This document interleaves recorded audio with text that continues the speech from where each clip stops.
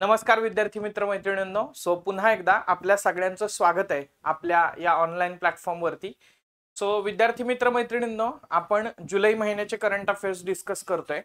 जुलै 2025 त्यातला पहिल्या पार्टमध्ये आपण 1 ते 7 जुलै 2025 चे करंट अफेअर्स डिस्कस केलेले होते. आपल्याला एक्सपेक्टेड होतं की आपल्याला जो बॅकलॉग थोडासा भरून काढायचा आहे, तर तो बॅकलॉग आपला जुलैपर्यंत भरून निघेल आणि त्याच्यानंतर आपण जुलैपासून वीकली बेसिसवरती जसं आपलं ठरलंय करंटचं डिस्कशन करायचं, तर तसं होईल. मात्र ते थोडंसं वेळ लागला, राईट.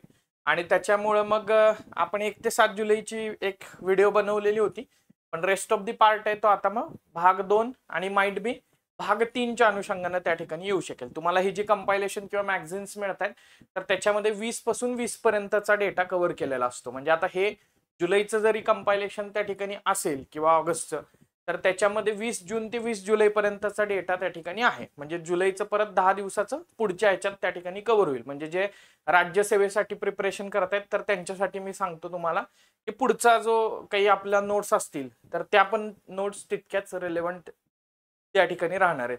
आणि कंबाईनचं इन कंटिन्युएशन राहील, त्यामुळे त्यांनी काय बाकी तसा विचार करण्याची कंबाईनवाल्यांनी गरज त्या ठिकाणी नाही, राईट. सो हे आहे. त्यामुळं हा एक व्हिडिओ याच्यामध्ये काय केलेलं आहे मी, आता ते नोट्सच्या अनुषंगाने सगळंच एकत्र लावलेलं आहे. त्यामुळे 1 ते 7 मध्ये आपण जे जे डिस्कस केलेलं होतं, तर ते मी त्या ठिकाणी स्किप करेन, जेणेकरून डुप्लिकेशन ऑफ टाइम आणि डुप्लिकेशन ऑफ वर्क त्या ठिकाणी होणार नाही, राईट. कारण आपला उद्देश काय, कमीत कमी वेळामध्ये इफेक्टिव्हली चालू घडामोडीची तयारी आपल्याला त्या ठिकाणी करायची आहे. आणि त्या अनुषंगाने आपण हे सगळं करतोय. आपण जुलै 2024 पासूनच्या करंट अफेअरला सुरुवात केलेली आणि ऑलमोस्ट सक्सेसफुली आपण आता 12 महिन्याचं करंट अफेअर्स जे आहे, तर ते कम्प्लीट त्या ठिकाणी केलेलं आहे. सो अधिक वेळ न दवडता डिरेक्टली डिस्कशनला चालू करूया. त्यामुळं माइट बी द पॉसिबिलिटी की तुम्हाला जुलैमध्ये अजून एखादा व्हिडिओ दिसेल, आणि जर व्हिडिओ त्या ठिकाणी नाही दिसला, तर ऑगस्टच्या करंट अफेअर्स मध्ये ते जे काही 8-10 दिवसाचं राहिलेलं आहे, तर ते कव्हर होईल. आणि मग ऑगस्ट पासून मात्र आपण 1 ते 7 ऑगस्ट, 7 ते 14 ऑगस्ट अशा पद्धतीने जाण्याचा प्रयत्न करूया. म्हणजे आपल्याला कुठलाही बॅकलॉग जो आहे, तर तो राहणार नाही.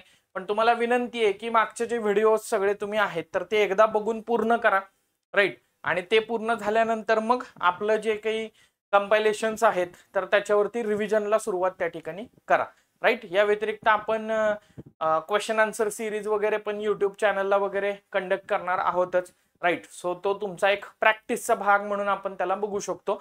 जे क्वेश्चन आन्सर्स काही यावरती पण बेस्ट असतील, काही अदरवाईज अदर पण त्या ठिकाणी असतील. चला बघा, पहिली न्यूज आहे ती म्हणजे निधन वार्तावरची.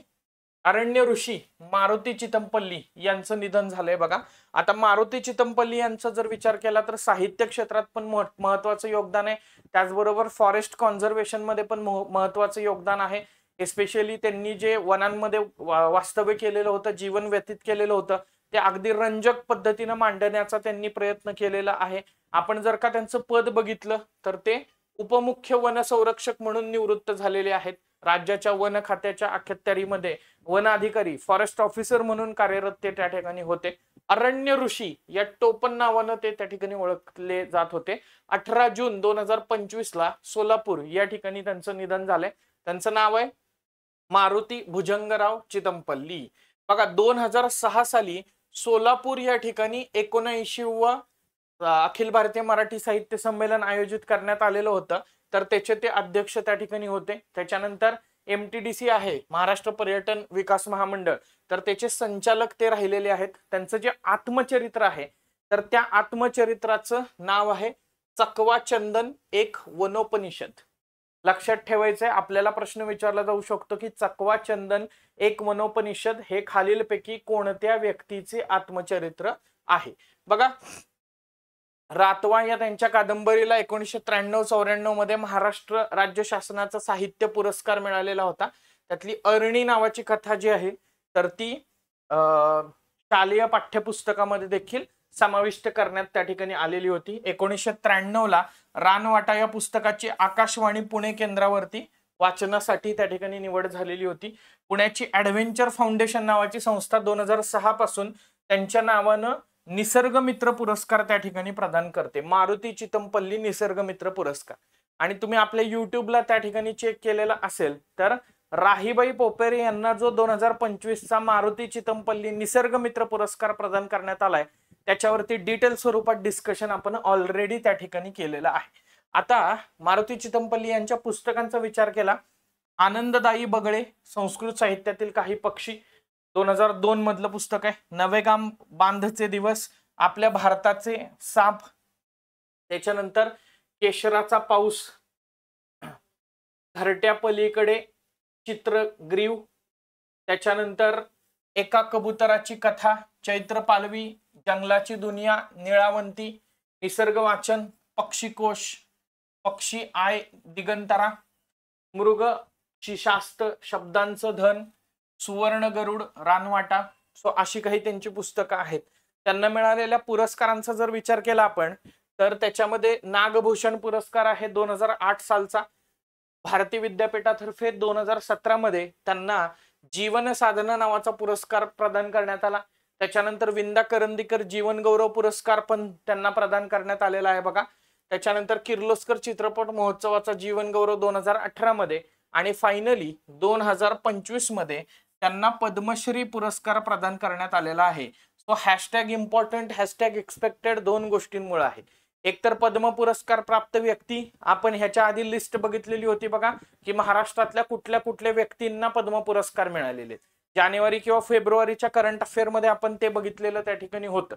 आता दुसरा पुढचा महत्वाचा मुद्दा ठरतो तो म्हणजे त्याच मारुती चितमपल्ली यांचं निधन झालंय. म्हणजे दोन गोष्टींमुळे ते त्या ठिकाणी चर्चेत आलेत. तर probability of asking the question ही तर जास्त होताना दिसते. त्याच्यानंतरची पुढची महत्वाची न्यूज आहे ती म्हणजे 17वी ब्रिक्सची शिखर परिषद. सर्वात महत्वाचं आहे, ब्रिक्स इम्पॉर्टंट आहे इंडियासाठी. त्याचबरोबर ब्रिक्सचा रोल जो आहे तर तो दिवसेंदिवस वाढतोय आणि डोनाल्ड ट्रम्प यांच्यामुळे पण ब्रिक्स हा मुद्दा जो आहे तर तो खूप जास्त चर्चेत आलेला होता. आता 2025 मध्ये आयोजित करण्यात आलेली ब्रिक्स परिषद ही पहिल्यांदा तर लक्षात ठेवा 17वी होती.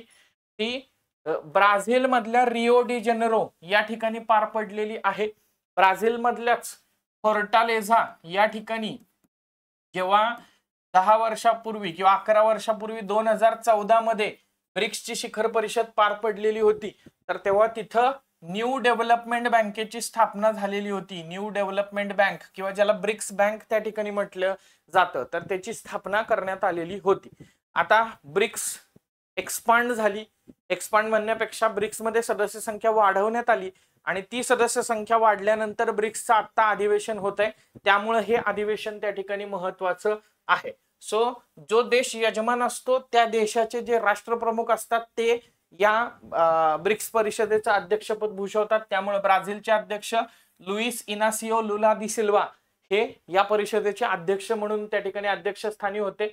2025 मध्ये ब्राझीलच्या ब्रिक्स अध्यक्षपदासाठी आणि ब्राझीलमध्ये 17व्या ब्रिक्स नेत्यांच्या परिषदेच्या आयोजनासाठी चीननं पूर्ण पाठिंबा जो आहे तर तो दर्शवलेला होता. आणि त्याच्यानंतर आपल्याला असं लक्षात येईल की 1 जानेवारी 2025 पासून ब्राझीलकडं अधिकृतपणे ब्रिक्सचं अध्यक्षपद त्या ठिकाणी आहे.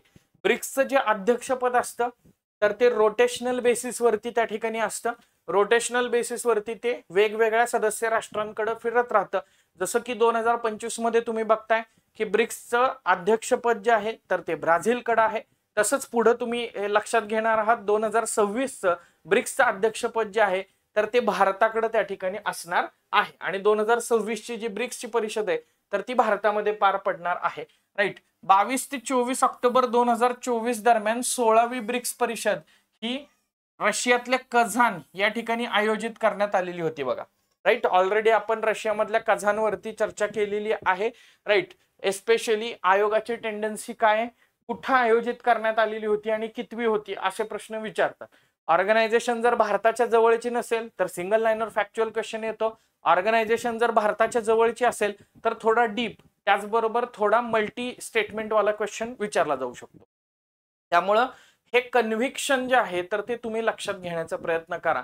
Only merely focusing on information और content is not important for current affairs.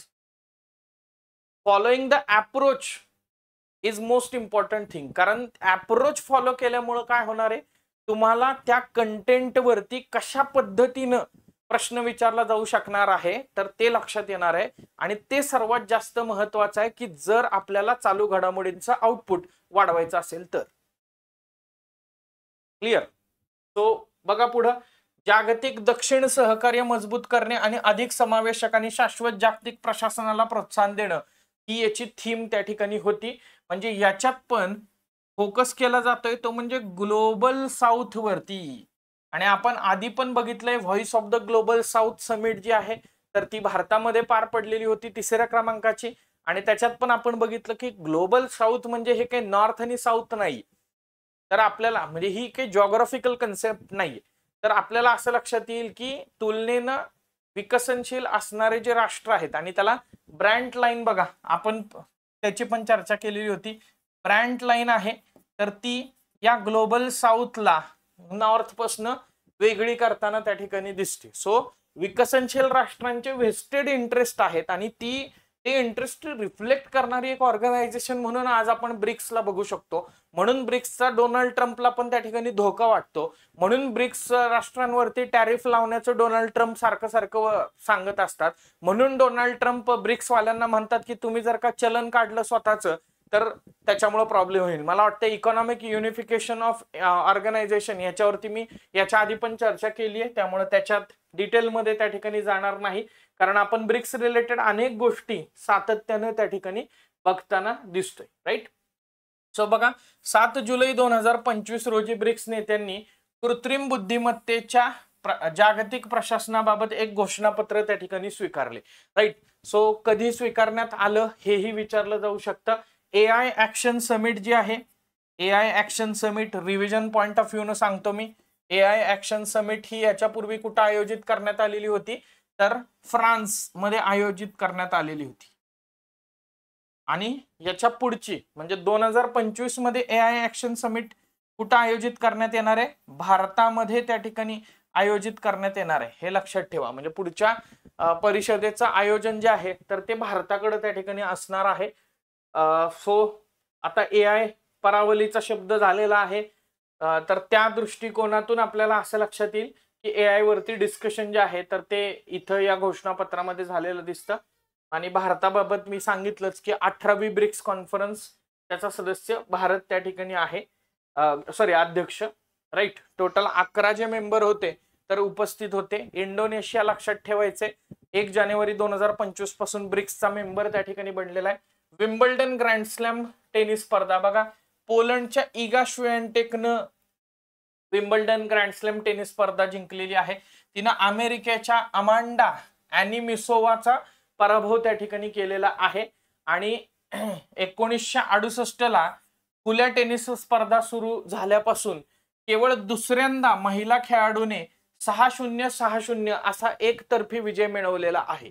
म्हणजे अपोनंटला म्हणजे इगा श्वेंटेकनं अमांडा आणि ॲनिमिसोवाला एकही पॉइंट तिच्या विरोधात घेऊन दिला नाही कुठल्याच सेटमध्ये.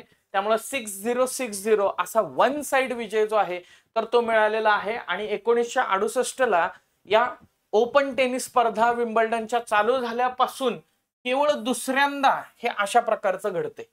याच्यापूर्वी स्टेफी ग्राफनं 1988 मध्ये फ्रेंच टेनिस स्पर्धेमध्ये नताशा झ्विरेवा हिचा अशा प्रकारे पराभव केलेला होता. राईट. म्हणजे पुढच्याला एकही पॉइंट घेऊन न देणं. मला वाटतं की इथं प्रश्न तयार व्हायला स्कोप आहे. म्हणून मी म्हटलं की कीनली ऑब्झर्व करायची इन्फॉर्मेशन, घाई गडबड करायची नाही, थोडं शांत राहायचं की कसा ह्याच्यावरती प्रश्न विचारला जाऊ शकेल. आउटपुट गॅरंटेड त्या ठिकाणी वाढणार आहे हे लक्षात ठेवा. तुम्ही जेवढं तुमच्या कन्सोलिडेशन वरती फोकस कराल तेवढा तुम्हाला जास्त फायदा अंतिम टप्प्यात होणार आहे. तुम्ही जेवढं सैर बहिर नुसतं कंटेंटच्या मागे धावाल तेवढा काहीही फायदा होणार नाही. एक इमॅजिन करूयात आपण गोष्ट की कंटेंट तुम्हाला जरी सगळा मिळाला तरी पण त्याच्यावरती प्रोसेसिंग नाही झालं, त्याचं वाचन नीट पद्धतीनं नाही झालं तर जास्त तोटा त्या ठिकाणी होणार आहे. राईट. श्वेंटेक विम्बल्डन स्पर्धेमध्ये सलग 8वी नवी विजेती ठरली आहे. म्हणजे दरवर्षी विम्बल्डन मध्ये कोणतरी नवीन विजेता त्या ठिकाणी ठरतोय. सो अशी सलग 8वी विजेती ठरली आहे आणि तिचं हे एकूण 6वं ग्रँड स्लॅम त्या ठिकाणी होतं. पोलंडच्या 25 वर्षीय इगा श्वेंटेकनं कारकिर्दीत प्रथमच विम्बल टेनिस स्पर्धेमध्ये महिला एकेरीचे विजेतेपद जे आहे तर ते मिळवलेलं आहे. सो बाकीचे ग्रँड स्लॅम असतील, पण विम्बल्डन मध्ये ती पहिल्यांदाच त्या ठिकाणी जिंकलेली आहे. टेनिस कारकिर्दीत हार्ड, क्ले आणि ग्रास अशा सर्व कोर्टवर विजय मिळवणारी ती दुसरी सर्वात युवा टेनिसपटू ठरलेली आहे. पहिली कोण आहे तर सेरेना विल्यम्स त्या ठिकाणी आहे. विम्बल्डन स्पर्धा जिंकणारी पोलंडची पहिली खेळाडू आहे. श्वेंटेकचं 6वं ग्रँड स्लॅम आहे. याच्या आधी फ्रेंच ओपन मध्ये 4 आहे, अमेरिकन ओपन मध्ये 1 आहे आणि त्याच्यानंतर आता विम्बल्डन मधलं 1 त्या ठिकाणी आहे. इटलीच्या यानिक सिन्नरनं विम्बल्डनच्या पुरुष एकेरीमध्ये अंतिम सामन्यामध्ये कार्लोस अल्कराज तर त्याच्यावरती मात केलेली त्या ठिकाणी आहे. सो पुरुष एकेरीमध्ये यानिक सिन्नर विजेता ठरलेला आहे, हे लक्षात ठेवायचं आहे. आता मी जसं मगाशी सुरुवात करताना सांगितलं की जुलै पार्ट 1 आपण 1 ते 7 जुलै घेतलेला होता. इथं सिक्वेन्शियली यावं म्हणून मी त्याचं सिग्रिगेशन जे आहे तर ते टॉपिक वाईज त्या ठिकाणी केलेलं आहे. त्यामुळं मी इथं काय करणार आहे, जे मुद्दे झालेले आहेत आपले डिस्कस ते त्या ठिकाणी स्किप करणार त्या ठिकाणी आहे. राईट. तुम्ही म्हणाल की मध्येच ब्रिक्स का बोललात, मग मध्येच अरण्य ऋषी का बोललात, मध्येच विम्बल्डन का बोललात, तर लक्षवेधी नावाचा एक नवीन मुद्दा आपण समाविष्ट केलेला आहे आपल्या नोट्स मध्ये की जे probability of asking the question जास्त आहे, तर ते असे काही थोडे इश्यू घेता आले तर ते घ्यायचा प्रयत्न आपण त्या ठिकाणी करतोय. तिथं तुम्हाला लक्षात येईल की इकडे आपण ह्याचा पण मुद्दा घेतलेला आहे मराठा मिलिटरी लँडस्केपचा. पण मराठा मिलिटरी लँडस्केप वरती ऑलरेडी आपण चर्चा केलेली आहे, युट्यूब वरती आपला व्हिडिओ पण आहे. त्यामुळे मी त्याच्या डिटेलमध्ये गेलो नाही, कारण मी असं एक्सपेक्ट करतो की ते तुम्ही तिकडून कव्हर केलेलं असावं. Getting it. आता OPCW वरती पण आपण चर्चा केलेली आहे. इलॉन मस्कचा नवीन पक्ष, शेख हसीना, बिग ब्युटिफुल, हे पण चर्चा झालेली आहे. दलाई लामा, आता रिसेंटली काय झालं, दलाई लामा यांनी 91व्या वर्षामध्ये पदार्पण त्या ठिकाणी केलेलं आहे. आणि मग त्या निमित्तानं हे आलेलं होतं की दलाई लामांची निवड कशी त्या ठिकाणी केली जाते. बेसिकली दलाई लामा कोणाला संबोधलं जातं तर तिबेटमध्ये बौद्ध धर्माचं जे प्रमुख केंद्र आहे तर त्या गेलुग स्कूलचे धार्मिक प्रमुख हे दलाई लामा असतात. आणि 1587 पासून आतापर्यंत 14 दलाई लामा त्या ठिकाणी झालेले आहेत. म्हणजे तिथं जो प्रमुख पद भूषवतो तर त्याला दलाई लामा असं त्या ठिकाणी संबोधलं जातं. तर त्याच्याबद्दल हे फक्त दिलेले, एकदा गो थ्रू करा. फॅक्च्युअल इन्फॉर्मेशन आहे, विचारला जाण्याची शक्यता कमी आहे, मात्र आलेलं होतं म्हणून मग म्हटलं की चला की त्या निमित्ताने एकदा नजरेखालनं जाऊ द्यात. त्याच्यानंतर बघा, इराण मधल्या अणुप्रकल्पाचे सामरिक महत्व. आता काय केलं, अमेरिकेनं इराण मधल्या काही अणुप्रकल्पांवरती हल्ले त्या ठिकाणी केले.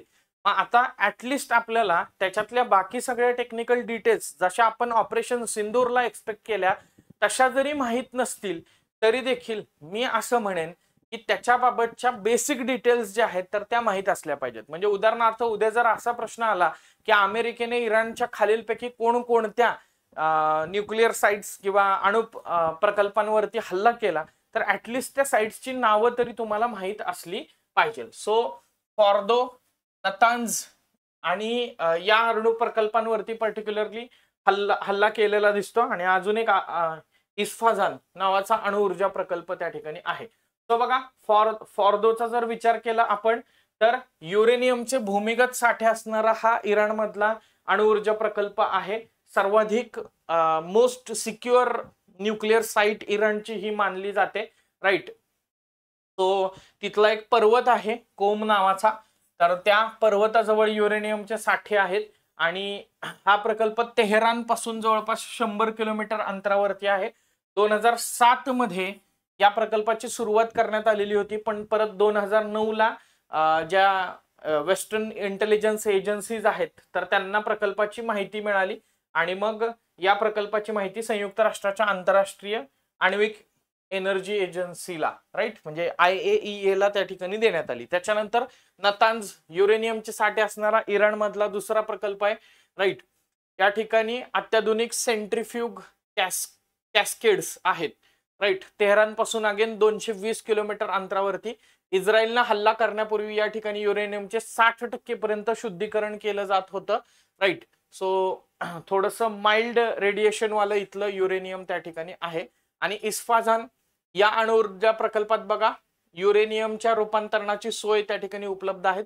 अणुभट्ट्या आणि कार्यशाळा प्रयोगशाळा देखील या ठिकाणी कार्यरत त्या ठिकाणी आहेत. राईट. सिंधू पाणी वाटप लवादाचा निर्णय भारतानं नाकारला, ह्याच्यावरती आपण केली आहे चर्चा ऑलरेडी. राईट. राजकीय आणि घटनात्मक हा पण मुद्दा बघितलाय. बालविकास सहयोग संस्था, त्याचं झारखंडला एक रांचीमध्ये प्रादेशिक कार्यालय झालं बघा, आणि त्याला सावित्रीबाई फुले यांचं नाव देण्यात आलेलं आहे. हिंदी सक्तीबद्दल पण पाहिलं. ऍप आधारित टॅक्सी चालकांसाठी नवे नियम. आता हे आपण मागच्या महिन्यामध्ये बघितलेलं होतं, म्हणजे कधी, जून महिन्याच्या करंट अफेअर्स मध्ये, आणि तेव्हा मी तुम्हाला सांगितलेलं होतं की केंद्राचा ह्याच्यामध्ये फक्त एक कायदा आलेला आहे आणि त्याच्यामध्ये थोडेसे बदल करण्यात आलेले आहेत. तर ते बदल काय आहेत तर ते आपण बघण्याचा प्रयत्न करूया. त्याच्या आधी फक्त बॅकग्राऊंड मी देण्याचा प्रयत्न करतो. ओला, उबर, रॅपिडो हे काय आहेत? ऍग्रिगेटर त्या ठिकाणी आहेत. एका बाजूला आपण ग्राहक आहोत आणि दुसऱ्या बाजूला सर्व्हिस प्रोव्हायडर आहोत त्याच्यामधले. तर याच्यामध्ये दोघांच्या बाजूने, म्हणजे ग्राहक असेल त्याचबरोबर सर्व्हिस प्रोव्हायडर करणारे ड्रायव्हर्स असतील, तर ह्यांना पण एक जस्ट सिच्युएशन तयार व्हावी या दृष्टिकोनातून हे नवे नियम जे आहेत तर ते लागू करण्यात आले. मग त्याच्यामध्ये ट्रिप कॅन्सलेशन आपल्या बाजूने होत असेल तरी दंड आहे, ट्रिप कॅन्सलेशन त्यांच्या बाजूने होत असेल तरी त्याच्या ठिकाणी दंड ठोठावण्यात आलेला आहे. आता इथं ऍग्रिगेटर कंपन्यांनी सर्वाधिक वर्दळीच्या तासांमध्ये किंवा पीक अवर्स मध्ये मूळ भाड्याच्या दुप्पट भाडं आकारण्याची परवानगी दिलेली आहे. आधी हे किती होतं? 1.5 पट होतं बरं का, मागच्या महिन्यामध्ये जो धोरण आलेलं ते. तर फक्त हे लक्षात ठेवा, हा चेंज तिथं त्या ठिकाणी आहे. दुसरी गोष्ट, वर्दळ नसलेल्या तासांसाठी नॉन पीक अवर्स मध्ये किमान भाडं मूळ आधार भाड्याच्या निम्म असणं अनिवार्य करण्यात आलेलं आहे. राईट. म्हणून बघा इथं दिलेलं आहे, आधी मंत्रालयाने सर्वाधिक वर्दळीच्या तासांसाठी 1.5 पट भाडे आकारण्यास परवानगी दिलेली होती. मात्र केंद्रीय रस्ते वाहतूक आणि महामार्ग मंत्रालयानं जे 2025 ची नवी मार्गदर्शक तत्व किंवा नियम जारी केलेले आहेत त्याच्यात मात्र 1.5 पटच्या ऐवजी ते दुप्पट आहे. म्हणजे पीक अवर्सला दुप्पट आणि नॉन पीक अवर्सला 50%, म्हणजे अर्धा पट असं भाडं त्या ठिकाणी आकारलं जाईल. मूळ भाडं किमान 3 किलोमीटर साठी असेल, म्हणजे तुम्हाला 1 किलोमीटर जायचं असलं तरी 3 किलोमीटर साठीच भाडं कन्सिडर केलं जाईल. ज्याच्यामध्ये जो डेड मायलेज, हे पण मी एक्सप्लेन केलेलं होतं की डेड मायलेजचा विचार करता येईल. Dead mileage in the sense काय, की तुम्हाला पिकअप करण्यासाठी किंवा तुमच्या डेस्टिनेशनला पोहोचण्यासाठी जे काही त्यांना इंधन लागतंय तर त्याची भरपाई म्हणून ते एकंदरीत 3 किलोमीटरचा असेल. राईट. ऍग्रिगेटरना त्यांनी म्हणजे ऍग्रिगेटरनं रद्द केलं भाडं तर चालकावरती भाड्याच्या 10% किंवा 100 रुपयांपेक्षा जास्त नाही हा दंड असेल, आणि आपण जर का रद्द केलं तर 50 रुपये किंवा 5%, याच्यापेक्षा 5% किंवा 50 रुपयापेक्षा जास्त नाही असा दंड त्या ठिकाणी असेल.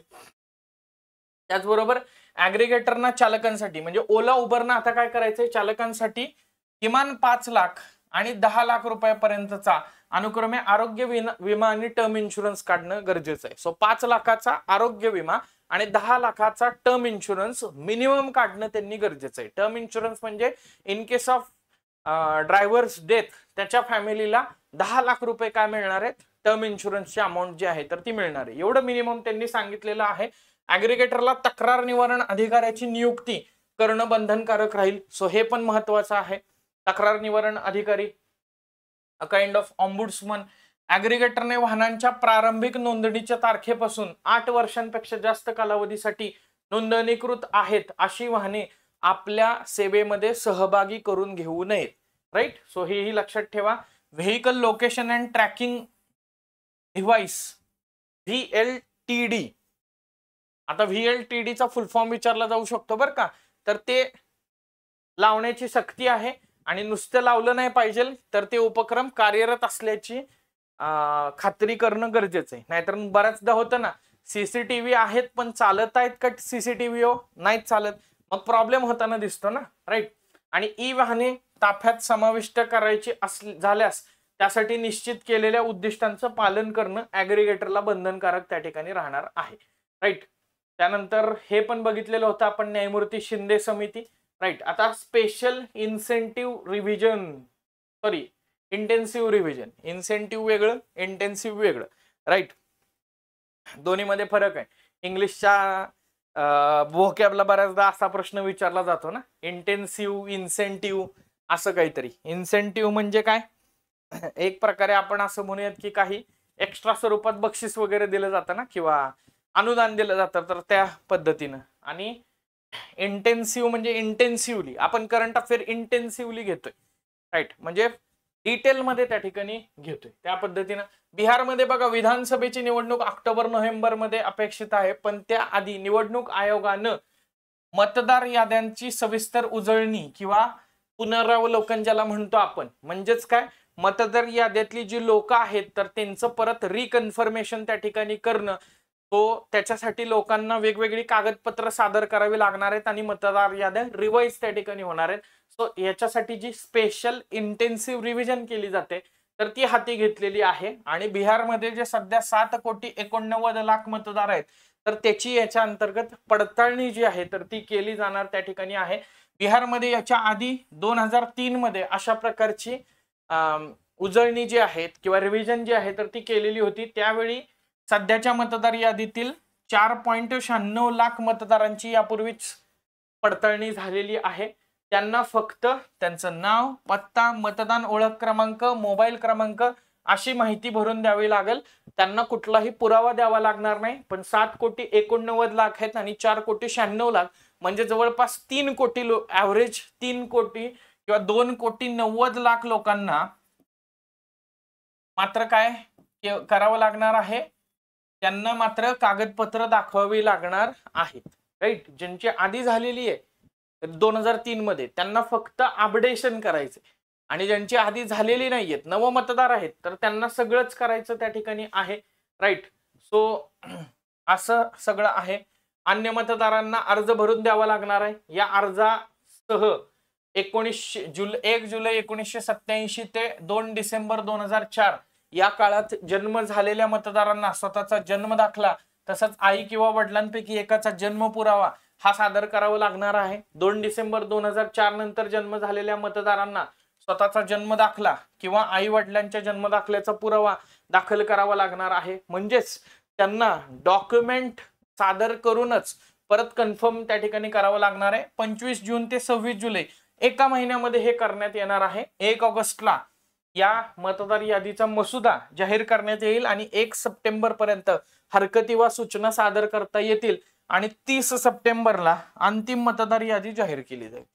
आता हे जरी एवढं सगळं टाइमलाईन व्यवस्थित दिलेली असली तरी तुम्हाला वाटतंय का हो की ही टाइमलाईन जी आहे तर ती बिहार सारख्या ठिकाणी जिथं मोठ्या प्रमाणामध्ये आपण असं म्हणूयात की स्थलांतरित कामगार आहेत किंवा ते परराज्यामध्ये स्थलांतरित झालेले आहेत, दुसरी गोष्ट जिथं लिटरसी लेवल त्या ठिकाणी कमी आहे, तिथं हे एवढं एका महिन्याच्या कालखंडामध्ये रिव्हिजन शक्य आहे का? नाही. आणि म्हणूनच मोठ्या प्रमाणामध्ये याला विरोध जो आहे तर तो केला जाताना दिसतोय. सो बऱ्याच जणांचं असं म्हणणं आहे, म्हणजे ऑपोजिशन पार्टीचं असं म्हणणं आहे की तुम्हाला काय करायचंय, मतदार याद्यांमध्ये फेरफार त्या ठिकाणी करायचा आहे किंवा अनेक लोकांना मतदानाचा हक्कच द्यायचा नाहीये की काय, ह्याच्यासाठी तुम्ही घाईघाईमध्ये एवढी इंटेन्सिव्ह रिव्हिजन त्या ठिकाणी करत आहे. कारण एका महिन्याच्या कालखंडामध्ये ही होणं त्या ठिकाणी शक्य नाही. जरी पुढं 30 सप्टेंबर पर्यंत वगैरे आपल्याला दिसत असलं तरी 1 ऑगस्टला मसुदा जाहीर करून मग परत 30 सप्टेंबर पर्यंत हरकती. सो ही थोडीशी एकदम अशी घाईगडबडीतली प्रोसेस आहे, म्हणून याला त्या ठिकाणी विरोध होताना दिसतो, राईट. मग निवडणूक आयोगाचं काय म्हणणं आहे? निवडणूक आयोगाचं म्हणणं आहे की देशात मोठ्या प्रमाणात नागरीकरण झालेलं आहे, मोठ्या प्रमाणात लोक कायमस्वरूपी वेगळ्या राज्यामध्ये वेगळ्या देशामध्ये पण स्थलांतरित झालेली आहेत. सो त्यामुळे अनेकांची मतदार याद्यांमध्ये अद्याप नोंदणी नसणं, मृत्यू झालेल्यांची नावं त्याच्यामध्ये असणं, तर हे असं चालू आहे.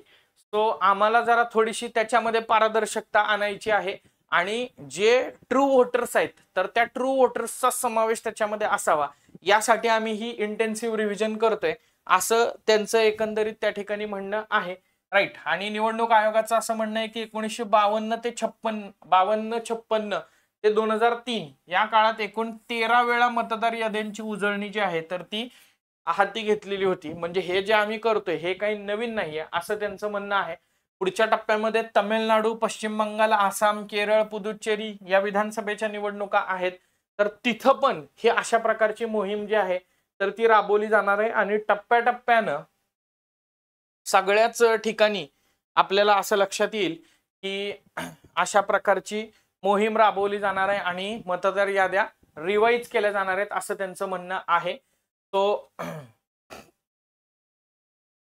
निवडणूक आयोगाच्या मार्गदर्शक तत्वानुसार कागदपत्र पुरावा म्हणून सादर करावी लागतील. अर्ज न भरल्यास नावे मतदार यादीतून वगळण्याबाबत मात्र काही निवडणूक आयोगानं भूमिका जी आहे तर ती स्पष्ट केलेली नाहीये. सो अशी ही स्पेशल इंटेन्सिव्ह रिव्हिजन आहे जी बिहारमध्ये चालू आहे आणि जी वाद्याच्या भोवऱ्यामध्ये सापडलेली आहे. त्याच्यानंतर बघा पुढचा मुद्दा आहे तुकडेबंदी कायदा हा रद्द करण्यात आलेला आहे. सो किफायतशीर शेती करण्यास अडचण येईल आणि जमिनीचे जर लहान लहान तुकडे झाले तर मग त्याच्यात काहीच करता येणार नाही. म्हणून तुकडेबंदी संबंधीच्या तरतुदीचा हा उद्देश होता आणि त्याच्यासाठी तुकडेबंदी कायदा जो आहे तर तो करण्यात आलेला होता. आणि त्यानुसार जे आपण म्हणतो ना लँडचं फ्रॅगमेंटेशन किंवा इंडियन ऍग्रिकल्चर मध्ये सर्वात मोठा प्रॉब्लेम काय आहे की फ्रॅगमेंटेशन त्या ठिकाणी झालेलं आहे किंवा तुकडे तुकडे करून शेती मोठ्या प्रमाणात विकली जाते तर ती केली जाऊ नये, शेतीचं तुकडीकरण होऊ नये म्हणून तुकडेबंदी कायदा करण्यात आलेला होता. मात्र आता विधानसभेचं जे पावसाळी अधिवेशन झालं त्याच्यामध्ये तो कायदा रद्द करण्यात आलेला आहे.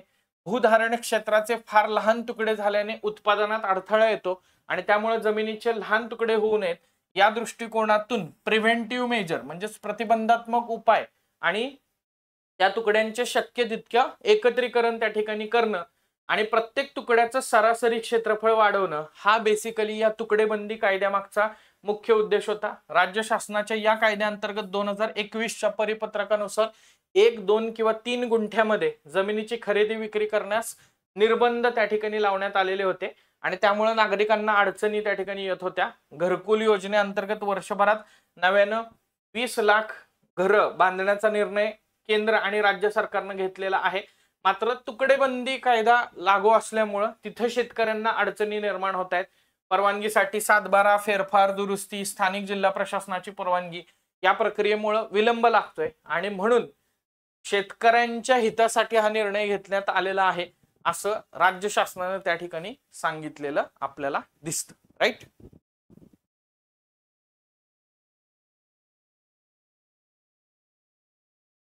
तो तुकडेबंदी नंतर आता पुढचं आहे इंडियन मँगो मॅनिया. आर्थिक आणि सामाजिक विकास मध्ये आपण पाहिलेलं आहे. त्यानंतर जीएसटी कलेक्शन पाहिलेलं आहे.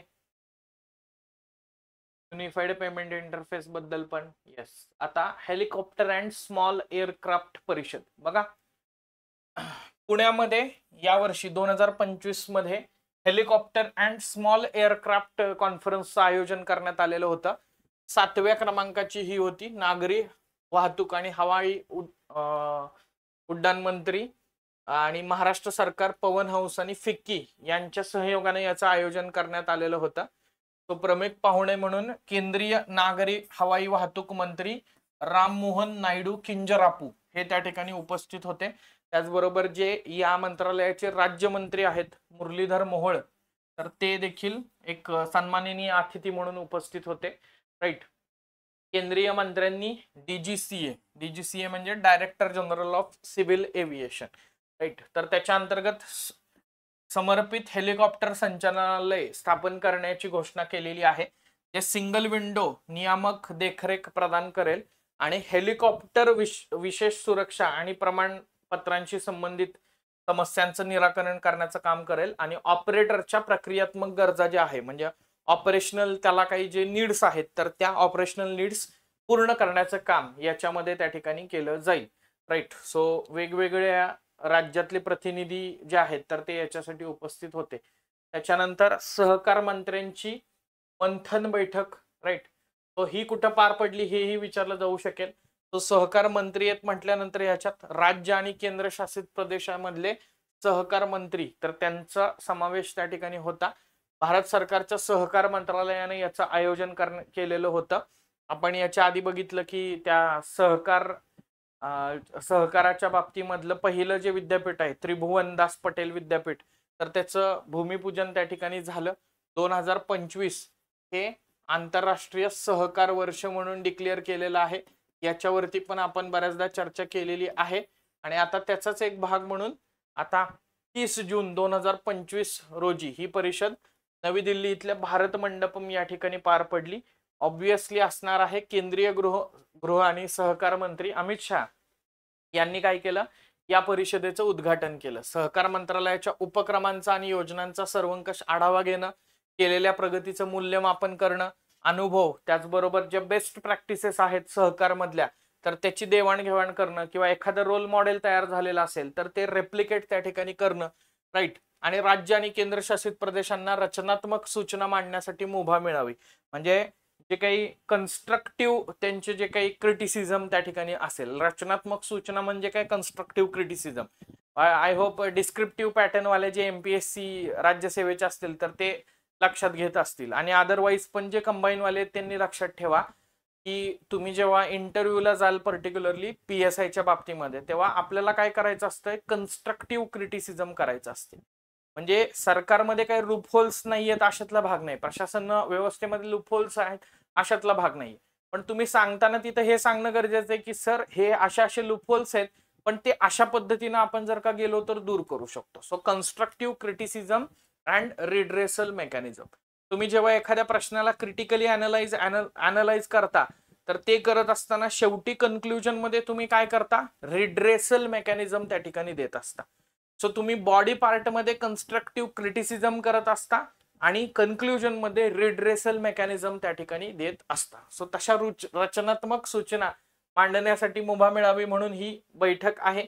सहकार से समृद्धी ही जी सहकार मंत्रालयाची संकल्पना आहे तर ती पुढे नेणं आणि त्याच्यामध्ये सगळ्या राज्य आणि केंद्रशासित प्रदेशांचं इंटिग्रेशन करणं हा मुख्य उद्देश आहे. सहकार से समृद्धीवरती मला वाटते मागच्या वर्षीच्या कंबाईनच्या पूर्वपरीक्षेमध्ये प्रश्न आलेला आहे, राईट. सहकार संस्थांमधील सहकार्य या मोहिमेअंतर्गत आंतरराष्ट्रीय सहकार्य वर्ष 2025 अंतर्गत केलेली प्रगती देखील राज्यांकडून सादर करण्यात आली. आता याच परिषदेमध्ये अजून एक गोष्ट आहे बघा, सहकार से समृद्धीमध्ये ग्रामीण भागामध्ये परिवर्तन घडवण्यासाठी केंद्र सरकार 2 लाख नवीन पॅक्स म्हणजे प्रायमरी ऍग्रिकल्चरल क्रेडिट सोसायटी स्थापन करणार आहे. आणि त्यासाठी प्रत्येक गावात सहकारी संस्थांची माहिती डिजिटल डेटाबेसवर संकलित करण्यात येणार आहे. आणि प्रायमरी ऍग्रिकल्चरल क्रेडिट सोसायटी या आधी जशा फक्त आणि फक्त कृषीपुरत्या मर्यादित होत्या, तर तसं कृषीपुरतं मर्यादित न ठेवता 22 वेगवेगळ्या प्रकारच्या नवीन सेवा क्षेत्रांशी त्याला जोडण्यात येणार आहे. म्हणजे त्याच्यात जन औषधी केंद्र असतील, गॅस वितरण असेल, पेट्रोल पंप असेल, रेल्वे तिकीट सेवा असेल, टॅक्सी सेवा असेल, अशा सेवा क्षेत्रांचा समावेश हा प्रायमरी ऍग्रिकल्चरल क्रेडिट सोसायटीमध्ये करण्यात येणार आहे. म्हणजे थोडंसं त्याचं एक्सपान्शन त्या ठिकाणी होईल आणि एक प्रकारे ते सर्व्हिस डिलिव्हरी सेंटर म्हणून पण काम करेल आणि ते एक प्रकारे क्रेडिट सेंटर म्हणून पण काम करेल. हा केंद्र सरकारचा याच्या मागचा मुख्य उद्देश आहे. त्याच्यानंतर बघा, राज्यातील 8 जलस्थळांवरून उडान, देशातील पर्यटनाला चालना मिळण्यासह दुर्गम भागात हवाई सेवा न जोडण्यासाठी उडान 5.5 या योजनेअंतर्गत हेलिकॉप्टर आणि सी प्लेन सुविधा सुरू करण्यात आलेली आहे. सी प्लेन म्हणजे आपण जे म्हणतो ना पाण्यातलं जल स्थळांवरून जे प्लेन असतील ते, आणि दुर्गम भागात हेलिकॉप्टर याच्या बाबतीमध्ये आपण बघतोच बऱ्याचदा पवनहंस ही हेलिकॉप्टर सेवा आहे ना, जी दुर्गम भागामध्ये हेलिकॉप्टर सेवा प्रदान करते. सो दॅट तिकडं काही आपत्ती वगैरे आली तर त्या दृष्टिकोनातून. सो देशातल्या 150 जलस्थळांबरोबर त्याचमध्ये राज्यातले 8 आहेत बरं का. एरोड्रोम म्हणजेच काय, जलाशयातली धावपट्टी जी आहे तर ती त्या ठिकाणी तयार करण्यात येणार आहे. आणि त्यासाठी महाराष्ट्र विमान विकास कंपनी MADC न याबाबतचा प्रस्ताव त्या ठिकाणी भारतीय विमानतळ प्राधिकरण किंवा एअरपोर्ट अथॉरिटी ऑफ इंडिया आणि मिनिस्ट्री ऑफ सिव्हिल एव्हिएशनला त्या ठिकाणी सादर केलेला आहे, राईट. विमान वाहतूक मंत्रालयाकडून सी प्लेन ही सुविधा सुरू करण्यासाठी प्राथमिक टप्प्यामध्ये केरळ, आंध्र प्रदेश, अंदमान निकोबार, महाराष्ट्र आणि लक्षद्वीप या ठिकाणांची निवड करण्यात आलेली आहे. सो इथं प्रश्न तयार होऊ शकतो की विमान वाहतूक मंत्रालयाकडून सी प्लेन सुविधा सुरू करण्यासाठी खालीलपैकी कोणत्या राज्य ऑब्लिक केंद्रशासित प्रदेशांची निवड करण्यात आलेली आहे. सो केरळ आहे, आंध्र आहे, अंदमान निकोबार आहे, महाराष्ट्र आहे आणि लक्षद्वीप आहे. तो केरळ, आंध्र, महाराष्ट्र ही राज्य त्या ठिकाणी आहेत आणि लक्षद्वीप, अंदमान निकोबार ही केंद्रशासित प्रदेश आहेत. लक्षात ठेवायचंय या प्रकल्पासाठी कॅनडामधल्या de Havilland aircraft of Canada limited या कंपनी बरोबर विमाने वापरण्यात, या कंपनीची विमानं जी आहेत तर ती वापरण्यात येणार आहे. तो कुठल्या देशाच्या कंपनीची विमानं याच्यासाठी वापरण्यात येणार आहे असाही प्रश्न विचारतील. कॅनडा बरोबर आपले संबंध जरा बिघडलेले आहेत, त्यामुळे मग तुम्ही म्हणाल की कॅनडा नसेल आणि ते रशिया नाहीतर फ्रान्स देतील. आपल्या डोक्यात काय, राफेलवरून तिकडच लावायचं, रशिया बरोबर आपले चांगले टाइप्स आहेत म्हणून रशियाला यायचं.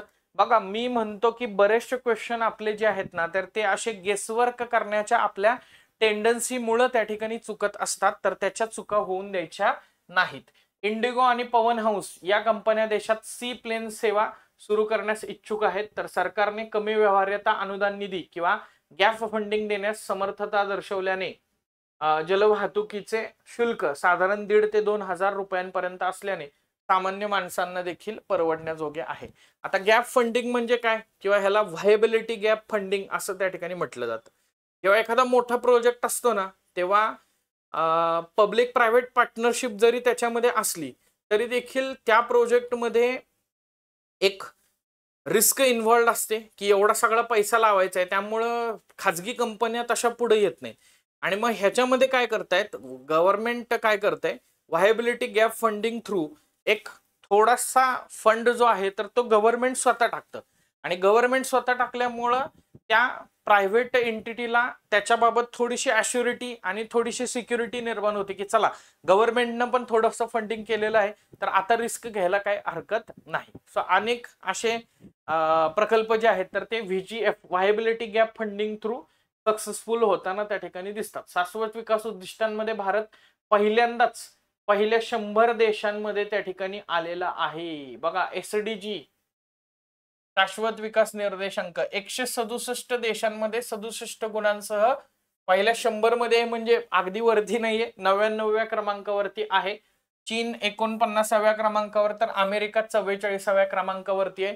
त्याचबरोबर निर्देशांकात पाकिस्तान वगळता भूतान, नेपाळ आणि भारताचे सर्व शेजारी भारताच्या पुढे त्या ठिकाणी आहेत. आता हे एक कधी कधी न कळलेलं लॉजिक असते बरं का, की भारताच्या पुढे हे कसे, पण मे बी आपली टेरिटरी मोठी आहे, पॉप्युलेशन त्या ठिकाणी मोठी आहे, त्यामुळं साहजिकच पॉवर्टी आपल्या इथं जास्त आहे किंवा इतर गोष्टी, तर ते लक्षात ठेवा. ते तशा कंपॅरिझन मध्ये भारत मागं पडताना त्या ठिकाणी दिसतो संयुक्त राष्ट्राच्या शाश्वत विकास अहवालामध्ये. आता प्रश्न काय विचारला जाऊ शकतो की कुणाचा आहे हा शाश्वत विकास अहवाल? सो युनायटेड नेशनचा आहे. भारताचं स्थान 2024 मध्ये 109 होतं, तर 23 मध्ये 112 होतं. सो 2023 किंवा 22 मध्ये 121 होतं, 21 मध्ये 120 होतं, 2020 मध्ये 117 होतं अँड सो ऑन. सो थोडक्यात काय आहे की अलीकडच्या 3-4 वर्षाचा जर विचार केला तर आपण असं म्हणूया की कंटिन्युअसली याच्यामध्ये इम्प्रूव्हमेंट होत जाते आणि जिथे इम्प्रूव्हमेंट होती ज्या निर्देशांकामध्ये त्या निर्देशांकावरती प्रश्न विचारण्याची प्रोबॅबिलिटी ही जास्त त्या ठिकाणी असते. राईट. सध्या भारताच्या शेजारील देशांमध्ये भूतान जो आहे तर तो 70.5 गुणांसह 74व्या क्रमांकावरती आहे. नेपाळ 85व्या क्रमांकावरती आहे. पाकिस्तान 140व्या क्रमांकावरती आहे. मालदीव्स आणि श्रीलंका हे 53 आणि 93 अशा स्थानावरती अनुक्रमे त्या ठिकाणी आहेत. SDG 2015 साली अस्तित्वात आली आहे. बघा अनेकदा SDG किंवा सस्टेनेबल डेव्हलपमेंट गोल्स वरती प्रश्न आपल्याला विचारला जातो. Right. So sustainable development goals SDG चा विचार केला तर आपल्याला असं लक्षात येईल की 2015 मध्ये याच्यावरती परिषद जी आहे तर ती त्या ठिकाणी भरलेली होती. ही परिषद का झालेली होती? कारण SDGच्या आधी MDG त्या ठिकाणी होते, मिलेनियम डेव्हलपमेंट गोल, सहस्त्रक विकास उद्दिष्ट. ही सहस्त्रक विकास उद्दिष्ट काय होती? टोटल 8 होती. राईट. या सहस्त्रक विकास उद्दिष्टांची मुदत जी आहे तर ती 2015 मध्ये संपुष्टात येत होती. सहस्त्रक नवीन जे शतक चालू होते तर त्याच्यात 2000 मध्ये ही मिलेनियम डेव्हलपमेंट गोल्स त्या ठिकाणी आलेली होती. राईट. आणि त्याच्यानुसार ही 8 गोल्स अचीव्ह करायची होती. मग त्याच्यासाठी 2015 मध्ये एक रिव्ह्यू घेण्यात आला. याच्यामध्ये असं लक्षात आलं की मिलेनियम डेव्हलपमेंट गोल्स मध्ये विकसित राष्ट्र जे आहेत तर त्यांनी ऑलमोस्ट ती अचीव्ह केलेली. आता मला सांगा, नॉर्वे आहे, फिनलँड आहे, त्याच्यानंतर स्वीडन आहे. यांच्या बाबतीत ऑलरेडी तिथं पॉवर्टी बिवर्टी ह्या सगळ्या गोष्टी, एज्युकेशन सगळ्या अचीव आहेत. पण विकसनशील आणि आपण अविकसित म्हणूयात आफ्रिके खंडातले काही देश जर विचार केले तर यांच्या बाबतीत मात्र ह्याच्या प्रगतीचा आढावा घेतला तर हे देश जे आहेत तर ते त्या स्केलवरती कुठेतरी माग त्या ठिकाणी होते. तो यांचा जर का विचार केला तर मग आता काय करायचं, म्हणून काय करण्यात आलं 2025च्या जी परिषद पार पडलेली होती तर त्या परिषदेमध्ये सस्टेनेबल डेव्हलपमेंट गोल्स नावाचा मुद्दा त्या ठिकाणी आला. आणि ही जी 8 गोल्स आहेत याचाच रिस्ट्रक्चरायझेशन करण्यात आलं आणि 8 गोल्सचं विभाजन हे 17 सस्टेनेबल डेव्हलपमेंट गोल्स वरती करण्यात आलं आणि 17 शाश्वत विकास उद्दिष्ट आली. ही 17 शाश्वत विकास उद्दिष्ट 2015 ते 2030 या कालखंडामध्ये त्या ठिकाणी अचीव करायची आहेत. राईट. याच्यामध्ये परत 169 स्पेसिफिक टार्गेट्स त्या ठिकाणी आहेत. आपण असं म्हणूयात की या प्रत्येक गोल मधलं एक सब गोल वेगवेगळं जर कन्सिडर केलं तर त्याच्यात 169 स्पेसिफिक टार्गेट्स आहेत. आणि जेव्हा तुम्ही राज्यसेवेच्या पेपरचा पूर्व परीक्षेचा विचार करता तेव्हा तुम्हाला असं लक्षात येईल की राज्यसेवा पूर्व परीक्षेच्या पेपरमध्ये आर्थिक आणि सामाजिक विकास आहे, त्याचबरोबर तिथं शाश्वत विकास नावाची संकल्पना पण आहे. हे सगळं इन कंटिन्युएशन आहे बरं का. शाश्वत विकास नावाचा मुद्दा म्हणजे 72ची स्टॉकहोम परिषद, त्याच्यानंतर पुढं स्थापन झालेला आयोग 83चा ब्रुटलँड कमिशन, त्याच्यानंतर त्यांचा 87ला आलेला ब्रुटलँड कमिशन रिपोर्ट, त्याच्यानंतर 92ला झालेली रिओ कॉन्फरन्स, त्याच्यानंतर 1995ला झालेली कॉन्फरन्स ऑफ पार्टीची स्थापना, हे सगळे इन कंटिन्युएशन शाश्वत विकास उद्दिष्टांचे शाश्वत विकास या संकल्पनेमध्ये त्या ठिकाणी येताना दिसतं. आणि त्याचाच एक भाग म्हणून आपण हे SDG त्या ठिकाणी बघू शकतो. Getting it. सो हा सगळा सिक्वेन्स जो आहे तर तो लक्षात ठेवा. आणि त्या SDGच्या बाबतीमध्ये राष्ट्रांची प्रगती नेमकी काय आहे हे संयुक्त राष्ट्रानं जज करण्यासाठी काय केलेलं आहे, हा शाश्वत विकास अहवाल प्रकाशित केलेला दिसतो. राईट. चलो. तो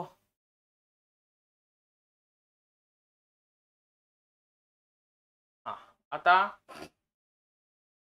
पुढे त्यांनी काय निरीक्षण नोंदवलेलं आहे, जागतिक स्तरावरती SDG मधली प्रगती थांबली असल्याचं अहवालामध्ये निरीक्षण नोंदवलेलं आहे. आणि हे थोडंसं आपल्या दृष्टिकोनातून धोकादायक आहे. लेखकांनी नोंदवलेलं आहे की 2030 पर्यंत ठरवण्यात आलेल्या 17 उद्दिष्टांपैकी केवळ 17% उद्दिष्टच साध्य होतील अशी टिप्पणी या अहवालाचे लेखक अर्थतज्ञ जेफ्री सॅक्स यांनी त्या ठिकाणी केलेली आहे. तो हे फार गंभीर त्या ठिकाणी आहे. म्हणजे अजून ऑलरेडी 10 वर्ष जी आहेत तर ती झालेली आहेत आणि 5 वर्ष जी आहेत तर ती त्या ठिकाणी बाकी आहेत. म्हणजे आपण जर का हे डिव्हिजन बघितली तर 66% टाइम पिरियड जो आहे तर तो यात कंप्लीट झालेला आहे आणि 33% टाइम पिरियड त्या ठिकाणी राहिलेला आहे. आणि त्याच्यात पण त्या एका अर्थतज्ञाचं मत आहे या अहवालात की 17%च उद्दिष्ट साध्य होतील 2030 पर्यंत. म्हणजे किती गंभीर बाब आहे ते बघा. याच्यातल्या 2 उद्दिष्टांचा उल्लेख मी या ठिकाणी करण्याचा करतो. तो भारताच्या कॉन्टेक्स्ट मध्ये लक्षात ठेवा. तर भारताच्या कॉन्टेक्स्ट मध्ये जो माता मृत्यू कमी करण्याचं जे उद्दिष्ट आहे, माता मृत्यू आपण यापूर्वीच्या करंट मध्ये बघितलेलं आहे की माता मृत्यू दर हा 70 पेक्षा कमी आणण्याचं उद्दिष्ट ठेवण्यात आलेलं होतं आणि ते उद्दिष्ट भारतानं सस्टेनेबल डेव्हलपमेंट गोल कंप्लीट व्हायच्या आधी म्हणजे 2030च्या आधीच 2025 मध्ये अचीव केलेले.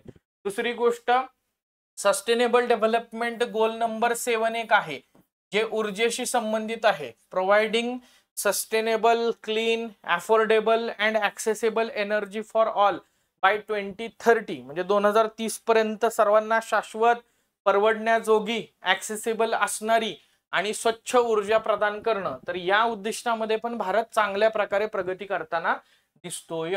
राईट.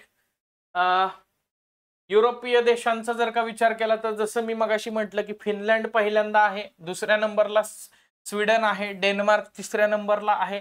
पहिल्या 20 मधील 19 देश हे युरोप मधले त्या ठिकाणी आहेत. राईट. तो जलद प्रगती करणाऱ्यांमध्ये पूर्व आणि दक्षिण आशियातील देशांची कामगिरी चांगली झालेली आहे, राईट. त्याच्यामध्ये नेपाळ आहे, कंबोडिया आहे, फिलिपिन्स आहे, बांगलादेश आहे, मंगोलिया यांचा समावेश त्या ठिकाणी आहे. त्याचबरोबर बेनिन, त्याच्यानंतर पेरू, संयुक्त अरब अमिराती, उझबेकिस्तान, कोस्टारिका, सौदी अरेबिया हे पण देश त्याच्यामध्ये आहेत, राईट. चलो, आता शिक्षण, आदिवासी वसतिगृहांमध्ये विकास समिती हा मुद्दा आपण पाहिलेला आहे. हा एक मुद्दा महत्वाचा आहे.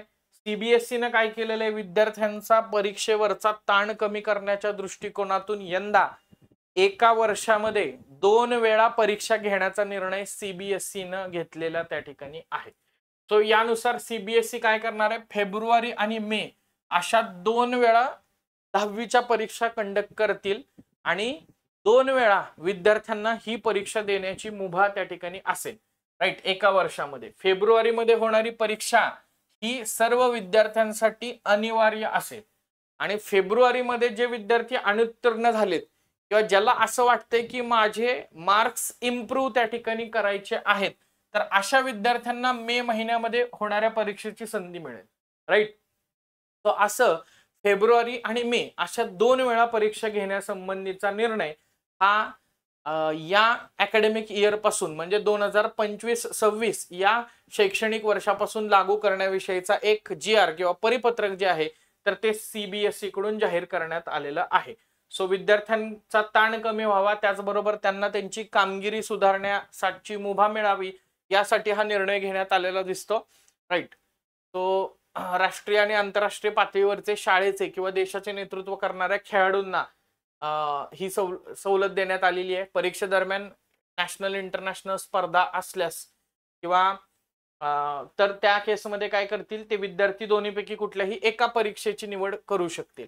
त्यासाठी त्यांना ग्राह्य पुरावा आणि प्रमाणपत्र सादर करावं लागेल. नाहीतर असं नको की सगळेच म्हणतील मे मध्ये परीक्षा द्यायची, नाही. जो काही व्हॅलिड पुरावा आहे तर तो व्हॅलिड पुरावा त्या ठिकाणी त्यांना प्रदान करावा लागणार आहे. फेब्रुवारीमध्ये होणाऱ्या परीक्षेत, मुख्य परीक्षेत 1 किंवा 2 विषयात अनुत्तीर्ण होणाऱ्या विद्यार्थ्यांना देखील ह्याच्यात मुभा आहे. त्यांना काय केलं जाईल, सीबीएसईच्या जे कॉलेजेस आहेत तर त्याच्यामध्ये प्रोव्हिजनल बेसिसवरती प्रवेश दिला जाईल आणि नंतर मे मध्ये मग जेव्हा ते काही 2-3 विषय जे आहेत तर ते पास होतील तर त्याच्यानंतर त्यांना पूर्ण प्रवेश जो आहे तर तो दिला जाणार आहे, राईट. तो असं सगळं आहे. त्रिपुरा देशातलं 3रं पूर्ण साक्षर राज्य त्या ठिकाणी ठरलेलं आहे. तो केंद्र सरकारनं 2030 पर्यंत भारताला संपूर्ण साक्षर बनवण्याचं उद्दिष्ट ठेवलेलं आहे आणि understanding life long learning for all in society अर्थात उल्हास नावाच्या अभियानामध्ये च्या माध्यमातून त्रिपुरा जे आहे तर ते पूर्ण साक्षर राज्य ठरलेलं आहे. पिरियॉडिक लेबर फोर्स सर्वे 2023-24च्या अहवालामध्ये त्रिपुराचा साक्षरता दर 93.7% होता.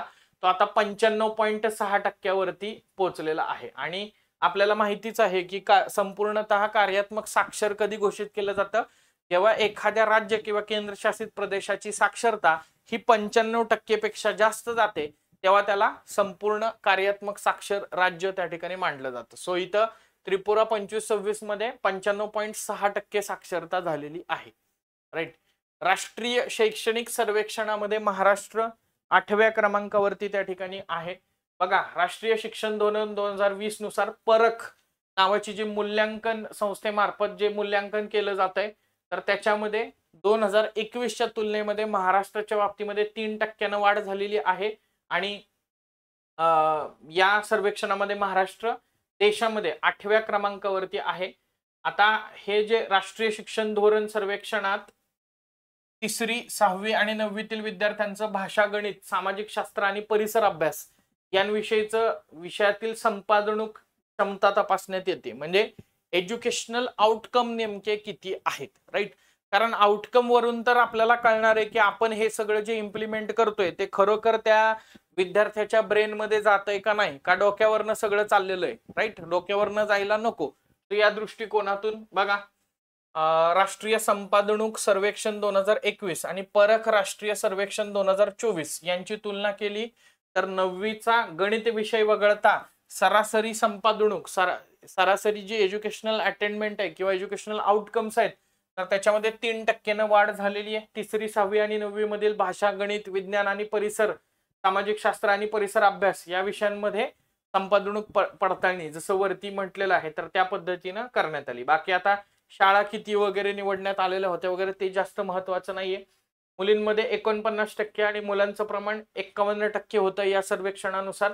शहरी भागामध्ये 51% आणि ग्रामीण भागामध्ये 49% मुलांचा समावेश होता, म्हणजे थोडंसं उलट, राईट. कोल्हापूर जिल्हा या सर्वेक्षणामध्ये जे एज्युकेशनल आउटकम्स आहेत तर त्याच्यामध्ये अव्वल ठरलेला दिसतो, राईट. त्याच्यानंतर आपल्याला असं लक्षात येईल की कोल्हापूर नंतर सिंधुदुर्ग, सातारा, सोलापूर, जळगाव अशी कामगिरी आहे. तर लातूर, मुंबई उपनगर, गडचिरोली, नागपूर, पालघर हे तुलनात्मक दृष्ट्या कमी कामगिरी करणाऱ्या जिल्ह्यांमधले जिल्हे आहेत. त्याच्यानंतर बघा भूगोल, पर्यावरण आणि कृषी. युरोपला आता उष्णतेची लाट किंवा हीट वेव्हचा फटका बसायला लागलेला आहे. प्रॉब्लेम काय असतो, बऱ्याचदा युरोपला जोपर्यंत एखाद्या गोष्टीचा फटका बसत नाही तोपर्यंत युरोपला ती गोष्ट, त्याची दाहकता जी आहे तर ती त्या ठिकाणी जाणवत नाही, राईट. जस्ट एकदा गो थ्रू करा. आग्रा येथे बटाट्यासाठी दक्षिण आशिया प्रादेशिक केंद्र, बटाट्यासाठी बघा.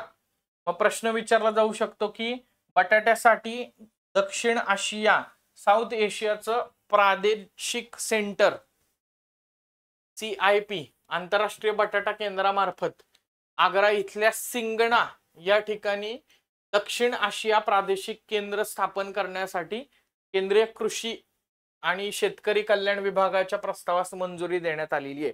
प्रश्न विचारला जाऊ शकतो की आंतरराष्ट्रीय बटाटा केंद्राच्या माध्यमातून स्थापन करण्यात आलेले दक्षिण आशिया प्रादेशिक केंद्र हे खालीलपैकी कोणत्या राज्यामध्ये किंवा कोणत्या ठिकाणी स्थापन करण्यात आलेले आहे. तर सिंगणा या ठिकाणी उत्तर प्रदेश मधल्या आग्रा इथल्या सिंगणा या ठिकाणी स्थापन करण्यात आले. लक्षात ठेवा, या गुंतवणुकीचा मुख्य उद्देश आहे अन्न आणि पोषण सुरक्षित वाढ करणं, शेतकऱ्यांचं उत्पन्न वाढवणं आणि रोजगाराला चालना देणं. यासाठी बटाटा आणि रताळ्याची उत्पादन क्षमता, प्रक्रिया, व्यवस्थापन आणि मूल्यवर्धन हे सुधारण्यात येणार आहे. भारतामध्ये बटाटा प्रक्रिया क्षेत्रामध्ये उत्पादन आहे, प्रोसेसिंग आहे, पॅकेजिंग आहे, वाहतूक आहे, विपणन आहे आणि मूल्य साखळी क्षेत्रामध्ये मोठ्या प्रमाणामध्ये रोजगार निर्मितीची क्षमता आहे. बरोबर ना. बटाट्याचं उत्पादन, त्याच्यानंतर काय, त्याच्यावरती प्रक्रिया, प्रोसेसिंग, बरोबर, त्याच्यापासून वेफर्स बनतंय, लेज बनतंय, बरोबर. त्याच्यानंतर पॅकेजिंग, त्याचं ट्रान्सपोर्टेशन आणि विपणन म्हणजे मार्केटिंग, आणि ह्या सगळ्याला मिळून आपण काय म्हणतो, एखादी व्हॅल्यू चेन, मूल्य साखळी. तर या मूल्य साखळीच्या माध्यमातून खूप जास्त प्रमाणात काय बनू शकतो, रोजगार निर्मिती होऊ शकते. आणि त्याच्यासाठी हे जे प्रादेशिक केंद्र आहे तर ते स्थापन केलं जात आहे, राईट. त्याच्यानंतर बघा शोकांतिका पर्यटनाचा वाढता शौक. शोकांतिका पर्यटन किंवा ज्याला डार्क टुरिझम असं देखील म्हटलं जाते. आता हे डार्क टुरिझम मध्ये काय आहे, तर दुर्दैवी अशा कुठल्या तरी घटना घडतात की ज्याच्यामध्ये अनेक लोकांचा मृत्यू वगैरे होतोय. तर अशा दुर्दैवी घडलेल्या घटनांना व्हिजिट द्यायची लोकांची टेंडन्सी जी आहे तर ती त्या ठिकाणी वाढायला लागलेली आहे. म्हणजे एक प्रकारे सिंपती म्हणून पण ते केलं जातं आणि दुसऱ्या प्रकारे क्युरियोसिटी म्हणून पण ते त्या ठिकाणी केलं जातं की we are curious about something, की इथं असा असा अपघात झालेला होता आणि आम्हाला ते जाऊन त्या ठिकाणी बघायचं. उदाहरणार्थ जर ऐतिहासिक घटनांचा आढावा घेण्याचा प्रयत्न केला तर अनेक लोक ही जालियनवाला बाग हत्याकांड ज्या ठिकाणी झालेलं होतं तर त्या ज्या आपल्या आपण असं म्हणूयात की दुःखद स्मृती आहेत तर त्यांना उजाळा देण्याच्या दृष्टिकोनातून त्या जालियनवाला बाग हत्याकांड ज्या ठिकाणी झालेलं होतं त्या जालियनवाला बागला व्हिजिट त्या ठिकाणी देताना दिसतं, राईट. पण त्याचप्रमाणे अलीकडच्या कालखंडामध्ये अलीकडे घडलेल्या ज्या घटना आहेत तर त्या घटनांना डोळ्यासमोर ठेवून तिथं व्हिजिट देणाऱ्यांची संख्या पण त्या ठिकाणी वाढलेली आहे. म्हणजे फॉर एक्झाम्पल आता अहमदाबादची जी दुर्दैवी घटना तिथं विमान अपघाताची घडली तर त्या अहमदाबाद मधलं जे बीजे मेडिकल कॉलेज आहे तर त्या बीजे मेडिकल कॉलेजच्या कॅम्पसला देखील भेट देणाऱ्यांची संख्या वाढलेली आहे. सो यालाच त्या ठिकाणी शोकांतिका पर्यटन किंवा डार्क टुरिझम असं त्या ठिकाणी म्हटलं जातं. बघा डार्क टुरिझम म्हणजे काय, तर मानवी मृत्यू, संहार, युद्ध, दुर्घटना याच्याशी संबंधित ठिकाणं किंवा त्यांना भेट देणं किंवा तिथं पर्यटन करणं याला डार्क टुरिझम असं म्हटलं जातं. हा प्रश्न विचारला जाऊ शकतो. मग बघा, आता डार्क टुरिझम ही संकल्पना जी आहे तर ती नवी नाहीये. म्हणून मी तुम्हाला सांगितलं की इतिहासामधल्या ज्या घटना आहेत, जसं जालियनवाला बाग आहे, भोपाळ गॅस ट्रॅजेडी आहे, पंजाब मधलं ऑपरेशन ब्ल्यू स्टार आहे, तर अशी ठिकाणं ही पर्यटकांचं आकर्षण आधीपासूनच बनत होती. किंवा 26/11च्या दहशतवादी हल्ल्यामुळं ती दहशतवादी हल्ले ज्या ज्या ठिकाणी झालेले होते तर तिथं पण टूर आयोजित केली जात होती. तर आता तसंच या अहमदाबादच्या विमान दुर्घटनेच्या ठिकाणी देखील लोक जायला लागलेली आहेत. आता ह्याच्यात कसं होतं, या ठिकाणांना आजकाल सोशल मीडियामुळे अनेक मोठ्या प्रमाणात प्रसिद्धी मिळते किंवा सोशल मीडियावरती त्याच्याशी रिलेटेड क्लिप्स बऱ्याच व्हायरल होतात आणि त्यामुळं लोकांना तिकडे व्हिजिट त्या ठिकाणी द्यावं असं वाटतं. सो डार्क टुरिझम किंवा थीम बेस्ड टुरिझम याला पण त्या ठिकाणी चालना जी आहे तर ती मिळत आहे. म्हणजे एका पर्स्पेक्टिव्हनं ते थोडंसं निगेटिव्ह वाटत असलं तरी लोक सहवेदना व्यक्त करण्यासाठी तिथं बऱ्याचदा त्या भागांना व्हिजिट देतात. भारतातील मोठ्या शहरांमध्ये ओझोनचं प्रमाण जास्त. बघा, कोलकाता, बंगळुरू, मुंबई, हैदराबाद आणि चेन्नई यासारख्या भारतातल्या महानगरांमध्ये उन्हाळ्यामध्ये जे भूस्तरीय ओझोन आहे तर त्याचं प्रमाण जास्त आढळून आलं. सेंटर फॉर सायन्स अँड एन्व्हायरमेंटच्या एका अभ्यासातून ही बाब पुढे आलेली आहे. त्यांनी 1 मार्च ते 31 मे 2025 दरम्यान वेगवेगळ्या केंद्रांमध्ये त्यांना असं लक्षात आलं की 92 पैकी 32 दिवस जी आहेत तर ते ओझोनची पातळी काय तर जी ऑप्टिमम लेवल आहे तर ती ओलांडल्याची नोंद तिथं झालेली आहे. सो सर्वाधिक जी सांद्रता आहे तर ती प्रति घनमीटर 90 मायक्रोग्रॅम इतकी होती. कोलकात्यामध्ये 92 पैकी 22 दिवस ओझोनची पातळी ही ऑप्टिमम लेवल पेक्षा जास्त होती. बंगळुरूमध्ये 45 दिवस जास्त होती, राईट. आणि गेल्या वर्षीच्या तुलनेमध्ये त्याच्यात 29% वाढ झालेली दिसते. सर्वात वाईट म्हणजे 31 मार्च हा दिवस होता जेव्हा 14 पैकी 4 स्थानकांमध्ये प्रमाणापेक्षा जास्त पातळी नोंदवली गेली. हैदराबादमध्ये ही पातळी ओलांडण्याचे दिवस 20 होते 92 पैकी आणि शहरात सर्वाधिक ओझोनची पातळी ही 51 मायक्रोग्रॅम प्रति घनमीटर इतकी होती.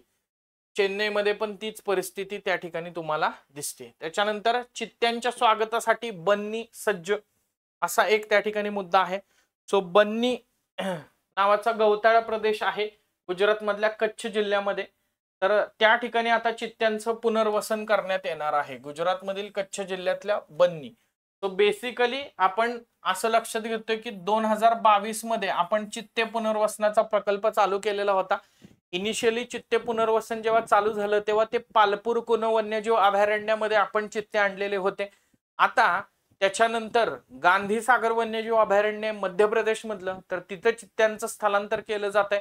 आता मल्टिपल अधिवास डेव्हलप केले जात आहेत आणि आता पुढचा अधिवास जो आहे तर तो गुजरात मधल्या कच्छ जिल्ह्यातल्या बन्नी या ठिकाणी करण्यात येणार आहे. बन्नी या ठिकाणी मोठ्या प्रमाणामध्ये चित्त्यांचं जे भक्ष्य आहे तर ते उपलब्ध आहे आणि त्याचबरोबर त्या चित्त्यांचं भक्ष्य संपुष्टात येऊ नये याच्यासाठी वेगवेगळ्या प्रकारच्या उपाययोजना देखील त्या बन्नी या ठिकाणी करण्यात आलेल्या आहेत. सो या सगळ्या दृष्टिकोनातून बन्नी या ठिकाणी हे केलं जात आहे, राईट. आता 10 संभाव्य ठिकाणं चित्त्यांचा पुढचा अधिवास डेव्हलप करण्याच्या दृष्टिकोनातून डिसाइड करण्यात आलेली आहेत. तर त्या ठिकाणांची नावं पण माहीत असू देत. असा प्रश्न नाही येणार की ती 10 ठिकाणं कोणती, पण असा प्रश्न जरूर येऊ शकतो. अगड बगड जोडायला मला जी राष्ट्रीय उद्यानं अभयारण्य विचारली जातात त्याच रॅन्डम ती 10 ठिकाणं विचारली जाऊ शकतात. त्याच्यामध्ये बघा, गुरु घासीदास राष्ट्रीय उद्यान आहे छत्तीसगडचं, बन्नी गवताळ प्रदेश, दुबरी वन्यजीव अभयारण्य MP, संजय राष्ट्रीय उद्यान मध्य प्रदेश, बगदारा वन्यजीव अभयारण्य मध्य प्रदेश, नौरादेही वन्यजीव अभयारण्य आणि ज्वाता वीरांगना दुर्गावती व्याघ्र प्रकल्प मध्य प्रदेश, कुनो आणि वाळवंट राष्ट्रीय उद्यान राजस्थान, शहागड गवताळ प्रदेश राजस्थान आणि कैमूर उत्तर प्रदेश या 10 ठिकाणांचा त्याच्यामध्ये समावेश त्या ठिकाणी आहे, राईट. त्याच्यानंतर बघा, विज्ञान तंत्रज्ञान. तो बायो बँक बद्दल आपण बघितलेलं होतं ऑलरेडी. ऑनलाईन फसवणुकीचं डिस्पोजेबल डोमेन ह्याच्यावरती पण चर्चा केलेली होती. 57व्या आंतरराष्ट्रीय रसायनशास्त्र ऑलिम्पियाड केमिस्ट्रीच्या ऑलिम्पियाडमध्ये आपल्याला 4 पदकं मिळालेली आहेत. 5 जुलै ते 14 जुलै 2025 या कालखंडामध्ये 57वी आंतरराष्ट्रीय रसायनशास्त्र ऑलिम्पियाड UAE मधल्या दुबई या ठिकाणी पार पडलेली होती आणि याच्यामध्ये भारतीय विद्यार्थ्यांना 4 पदकं जी आहेत तर ती त्या ठिकाणी मिळालेली आहेत. त्या 4 पदकांपैकी 2 सुवर्ण पदकं आणि 2 रौप्य पदकं असा त्याच्यामध्ये समावेश आहे. याच्यामध्ये महाराष्ट्रामधल्या देवेश पंकज भैया आणि हैदराबाद मधील संदीप कुची या दोघांनी सुवर्ण पदकं मिळवलेली आहेत.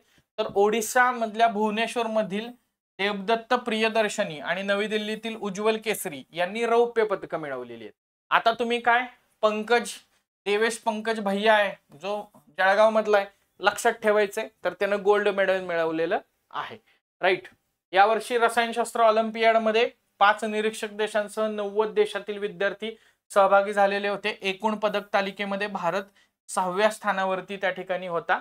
राईट. आंतरराष्ट्रीय रसायनशास्त्र ऑलिम्पियाड मध्ये भारताच्या सहभागाचं हे 26वं वर्ष त्या ठिकाणी होतं.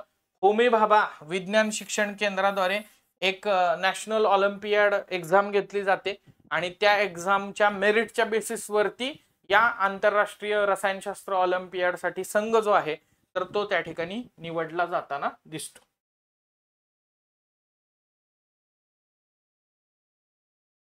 त्याच्यानंतर बघा संरक्षण आणि सुरक्षा ऑपरेशन नन्हे फरिश्ते जुनच ऑपरेशन आहे पण सांगतो. रेल्वे जे आहे RPF रेल्वे पोलीस फोर्स आणि लोहमार्ग पोलीस जे आहेत तर त्यांच्या माध्यमातून हे ऑपरेशन नन्हे फरिश्ते राबवलं जात आहे.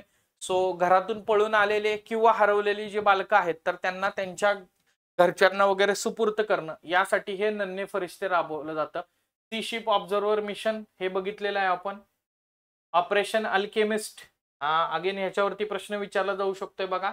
ऑपरेशन अल्केमिस्ट या सांकेतिक नावानं एक ऑपरेशन महसूल गुप्तचर संचालनालय मुंबई विभागीय युनिटनं एका ऑपरेशन राबवलं आणि त्याच्यामध्ये एक संघटित टोळी आहे तर त्यांच्याद्वारे वेगवेगळ्या जे प्रवासी येत आहेत तर त्यांच्या माध्यमातून दुबईमधून तस्करी करून आणलेलं जे सोनं आहे तर ते वितळवण्याच्या प्रक्रियेमध्ये सहभागी असणारा जो एक मेल्टिंगचा कारखाना होता तर त्या कारखान्यावरती त्यांनी रेड मारली आणि तो कारखाना एलिमिनेट केलेला दिसतो.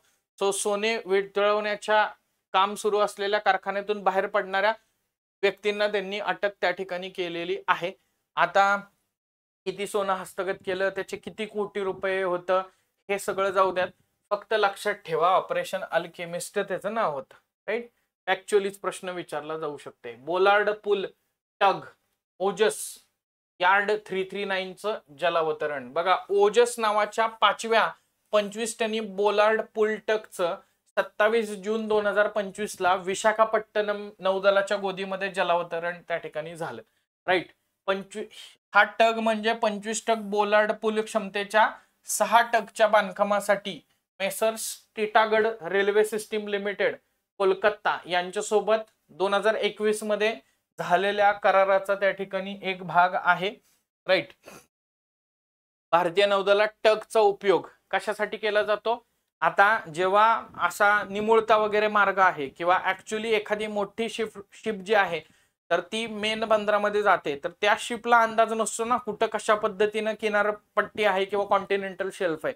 तर अशा वेळी त्या बोटीला मोठ्या जहाजाला गाईड करण्यासाठी टगचा वापर केला जातो. म्हणून बघा भारतीय नौदलाची जहाजे आणि पाणबुडींना बर्थिंग आणि अनबर्थिंग म्हणजे बंदरावरून काढताना आणि बंदरामधून आणताना मर्यादित पाण्यामध्ये त्यांना हालचाल करण्यास मदत करण्यासाठी हे टग वापरले जातात. टग जहाजांना बंदराजवळ किंवा नांगरले असताना अग्निशमन मदत म्हणजेच फायर फायटिंग सपोर्ट पुरवतील आणि मर्यादित शोध आणि बचाव कार्य करण्याची देखील यांच्यामध्ये क्षमता त्या ठिकाणी आहे. त्याच्यानंतर बघा INS कवरत्तीवरून पाणबुडी विरोधी रॉकेटची यशस्वी चाचणी करण्यात आलेली आहे. राईट. INS कवरत्ती नावाची एक युद्ध नौका आहे भारतीय नौदलाची. 23 जून ते 7 जुलै 2025 या कालावधीमध्ये extended range anti submarine rocket, anti submarine म्हणजे पाणबुडी विरोधी असणारं रॉकेट तर त्याची यशस्वी चाचणी जी आहे तर ती करण्यात आलेली आहे. DRDOच्या armament research and development establishment Pune. Right. ARDE ज्याला म्हटलं जातं ना इकडे पाषाणला आहे. त्याचबरोबर पुणेची high energy material research laboratory, naval science and technology laboratory यांच्या सहयोगानं नौदलाच्या जहाजांच्या स्वदेशी रॉकेट लॉन्चरसाठी extended range submarine rocket design किंवा विकसित करण्यात आलेलं आहे. म्हणजे ह्या संस्था इन्व्हॉल्ड आहेत की त्याच्यात त्याचा विकास करण्याच्या दृष्टिकोनातून extended range anti submarine missile जे आहे तर ते पूर्णपणे स्वदेशी पाणबुडी विरोधी रॉकेट त्या ठिकाणी आहे. सो ERASR काय आहे असा पण प्रश्न विचारला जाऊ शकतो. राईट, जे पाणबुडी विरोधात वापरले जाते आणि भारतीय नौदलाच्या जहाजांवरून डागलं त्या ठिकाणी जाऊ शकतंय बघा. ट्विन रॉकेट मोटार कॉन्फिगरेशन त्याच्यामध्ये त्या ठिकाणी आहे. ERASR मध्ये स्वदेशी बनावटीची इलेक्ट्रॉनिक टाइम फ्यूज चा वापर करण्यात आलेला आहे. भारत डायनेमिक्स लिमिटेड हैदराबाद आणि solar defence and aerospace limited Nagpur हे या रॉकेटच्या उत्पादनाचे भागीदार आहेत. युजर ट्रायल यशस्वीपणे पूर्ण झाल्यानंतर मग फायनली ते इंडियन नेव्ही मध्ये सहभागी होतील.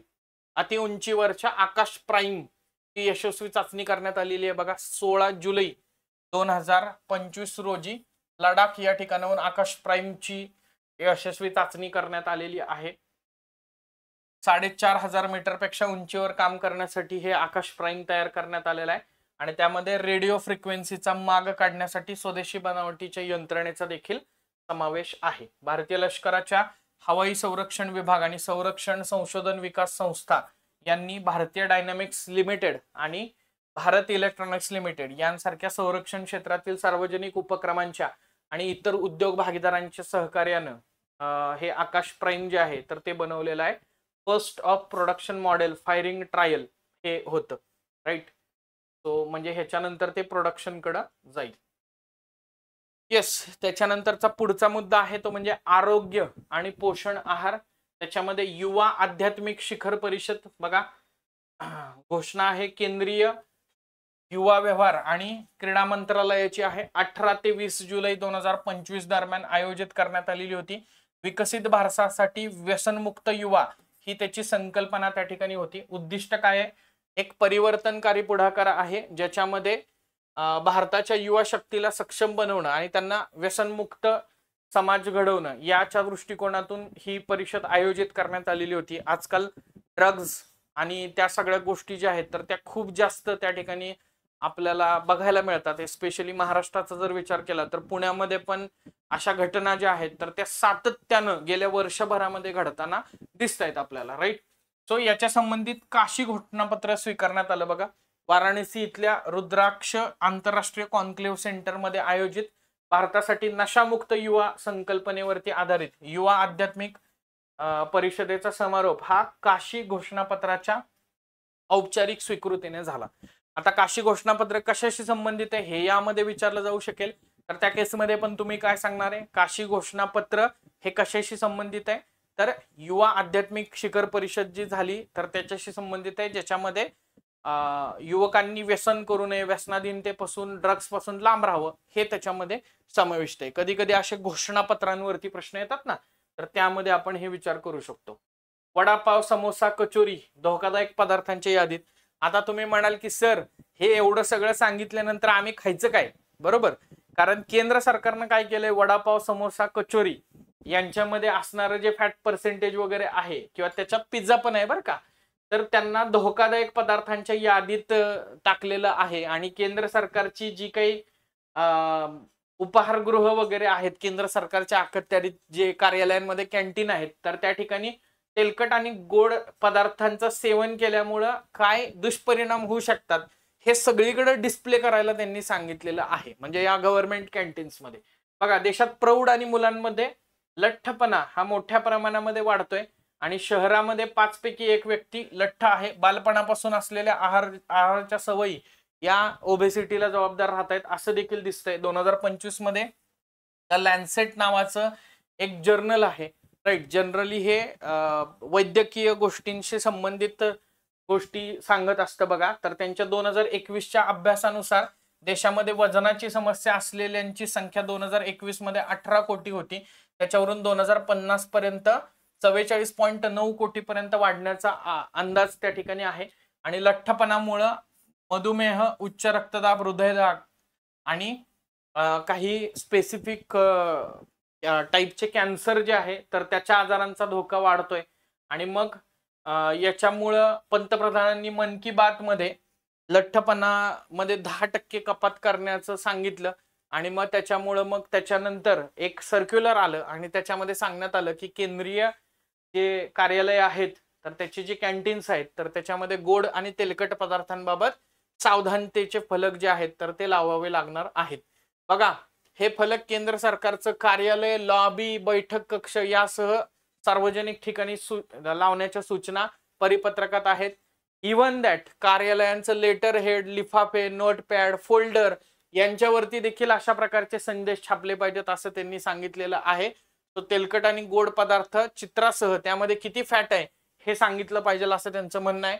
एका समोश्यामध्ये 70 ग्रॅम फॅट, 2 कचोरींमध्ये 10 ग्रॅम फॅट, एका वडापावमध्ये 10 ग्रॅम फॅट, एका वड्यामध्ये 10 ग्रॅम फॅट, 10 भजींमध्ये 14 ग्रॅम फॅट, एका गुलाबजाममध्ये 32 ग्रॅम साखर, एका शीतपेयात म्हणजे कोल्ड्रिंक्स मध्ये 32 ग्रॅम साखर, 45 ग्रॅम चॉकलेटमध्ये 25 ग्रॅम साखर असं या परिपत्रकांमध्ये चक्क सांगण्यात आलेलं आहे. बघा म्हणजे किती हे त्या ठिकाणी डेंजर आहे. राईट.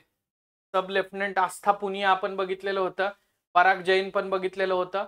डॉक्टर उमाकांत दास हे गोखले इन्स्टिट्यूटचे कुलगुरू त्या ठिकाणी झालेले आहेत. Gokhale institute of economics and politics जे आहे तर ते पुण्यामध्ये आहे आणि त्याचे कुलपती संजीव सन्याल यांनी याबाबतची घोषणा केलेली दिसते.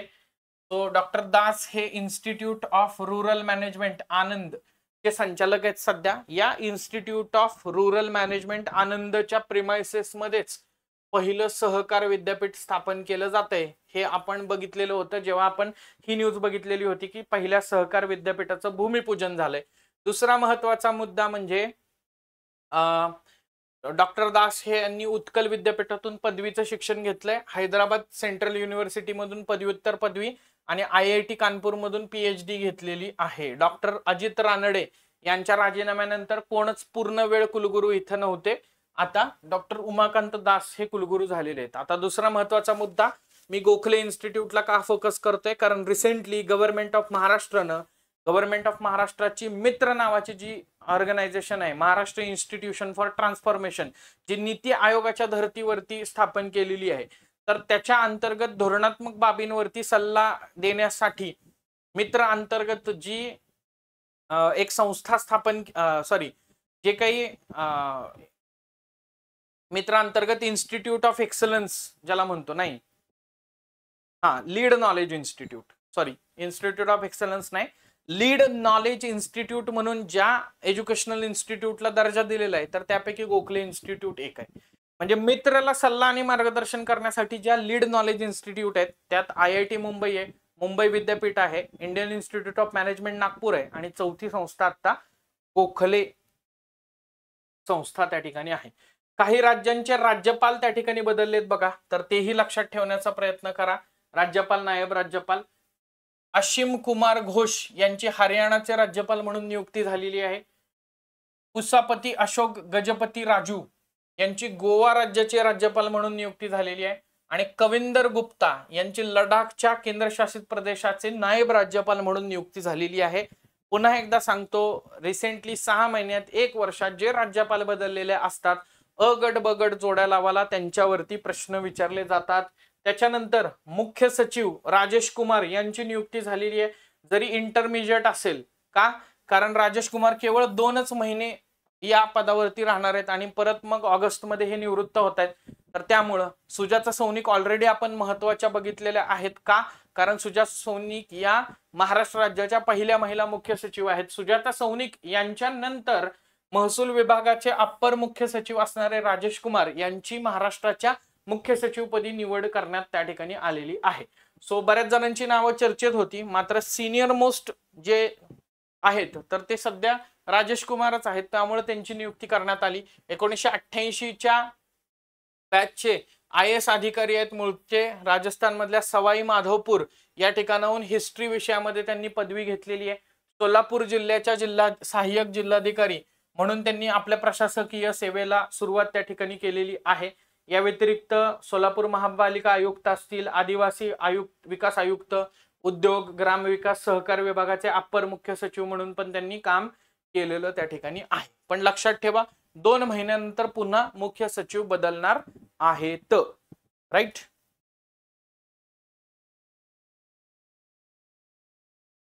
पहिल्या घटनांमध्ये देशातलं पहिलं रोगमुक्त घोड्यांचं क्षेत्र आपण बघितलं, सहकार विद्यापीठाचं उद्घाटन बघितलं, उदंचन जलविद्युत प्रकल्पात गुंतवणूक हे पण आपण त्या ठिकाणी बघितलेलं होतं बघा. देशातील पहिला डॉल्बी सिनेमा पुण्यात आलाय तेही बघितलेलं होतं. निस्तार पहिले स्वदेशी पाण्याखालील मदत करणारे जहाज. निस्तार बघा, स्वदेशी रचना आणि निर्मिती असणारे पाण्याखाली उतरून मदत कार्य करणारं पहिलं जहाज हिंदुस्तान शिपयार्ड लिमिटेडनं 8 जुलै 2025 ला विशाखापट्टणम या ठिकाणी नौदलाला सुपूर्द केलं. कुणी बनवलं हे पण विचारलं जाऊ शकतं, हे लक्षात ठेवा. या युद्धनौकेची रचना आणि बांधणी ही नौवहन नोंदणीच्या वर्गीकरण नियमांनुसार करण्यात आलेली आहे. जे जहाज खोलवर समुद्रामध्ये उतरून बचाव कार्य करू शकतंय आणि यामुळं जगभरातील सिलेक्टेड नेव्हीज कडे क्षमता असणारी क्षमता आपल्याकडं आता आलेली आहे.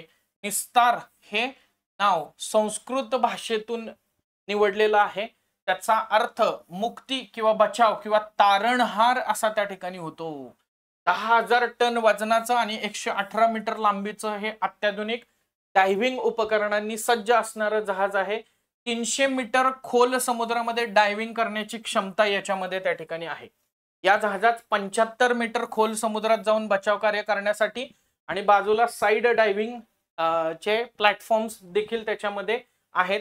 हे जहाज डीप सबमर्जन्स रेस्क्यू व्हेसल साठी महत्वाचा आधार किंवा मदरशिप म्हणून देखील काम करू शकेल, जे पाण्याखाली पाणबुडींमधील आपत्कालीन परिस्थितीमध्ये अडकलेल्या कर्मचाऱ्यांसाठी वाचवण्यासाठी आणि त्यांना बाहेर काढण्यासाठी वापरले जाऊ शकते. आपण विनेत्र नावाची यंत्रणा जी आहे तर ती अशीच त्या ठिकाणी बघितलेली होती. तुम्हाला आठवत असेल तर बघा, पाणबुडी बचाव यंत्रणा. राईट.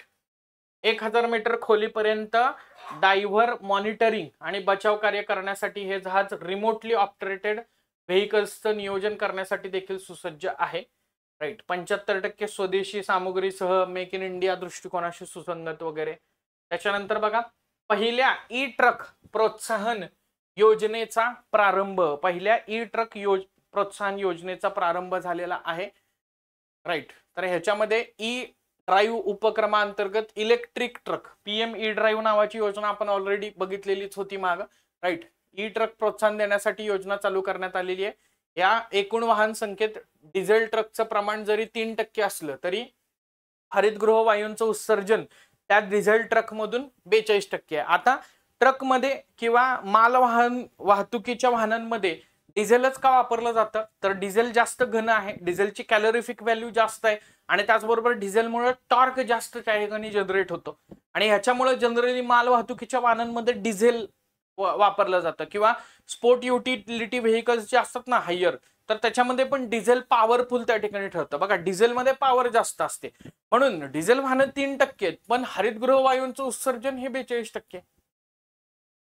डिझेलमध्ये काय होते, इनकम्प्लीट कंबशन ऑफ फ्युएल होते ना आणि त्यामुळे हरितगृह वायूंचं उत्सर्जन जास्त होते. त्यामुळं या डिझेल वाहनांना जर का आपण रिप्लेस करू शकलो तर 0% उत्सर्जनाचं आपलं जे काही 2070चं टार्गेट आहे तर ते अचीव्ह होऊ शकेल. तर या योजनेअंतर्गत केंद्रीय मोटार वाहन नियम अंतर्गत परिभाषित केल्यानुसार N2 आणि N3 श्रेणीतल्या इलेक्ट्रिक ट्रकना मागणी प्रोत्साहन लागू त्या ठिकाणी होतील. तो परवडणाऱ्या किमतीला प्रोत्साहन देण्यासाठी इलेक्ट्रिक ट्रकच्या GVW वर प्रोत्साहन रक्कम अवलंबून असेल. राईट. कमाल प्रोत्साहनपर रक्कम प्रतिवाहन 9.6 लाख इतकी निश्चित करण्यात आलेली आहे. म्हणजे मॅक्सिमम गव्हर्नमेंट कडनं किती अनुदान किंवा सबसिडी आपण असं म्हणूयात की 9.6 लाखाची दिली जाणार आहे. राईट. हे प्रोत्साहन खरेदी किमतीत आगाऊ कपात म्हणून दिले जाईल आणि प्रथम येणाऱ्यास प्राधान्य, म्हणजे first come first serve basis वरती हे प्रोत्साहन आहे. 30 लाखाचा ट्रक आहे ना, तर त्या 30 लाखाच्या ट्रक मध्ये 9.6 लाख 9,60,000 रुपये काय केले जाणार आहेत, वेव ऑफ त्या ठिकाणी केले जाणार आहेत. आणि या तत्वावर पीएम ई ड्राईव्ह पोर्टलद्वारे परतफेड जी आहे तर ती त्याची केली जाईल. या योजनेत देशभरात अंदाजे 5,600 ई ट्रकच्या तैनातीला मदत होण्याची अपेक्षा त्या ठिकाणी आहे. तो एकंदरीतच सगळ्या प्रकारच्या क्षेत्रांना याच्यामुळे फायदा होऊ शकतो असा अंदाज त्या ठिकाणी व्यक्त करण्यात आलेला आहे. Right, yes.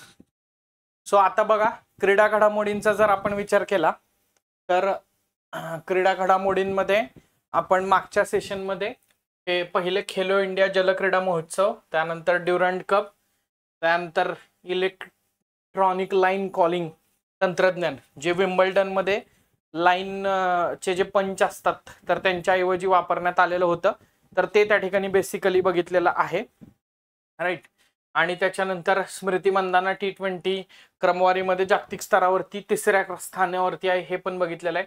सुपर युनायटेड बुद्धिबळमध्ये गुकेशला विजेतेपद मिळाले हे पण बघितलेलं आहे.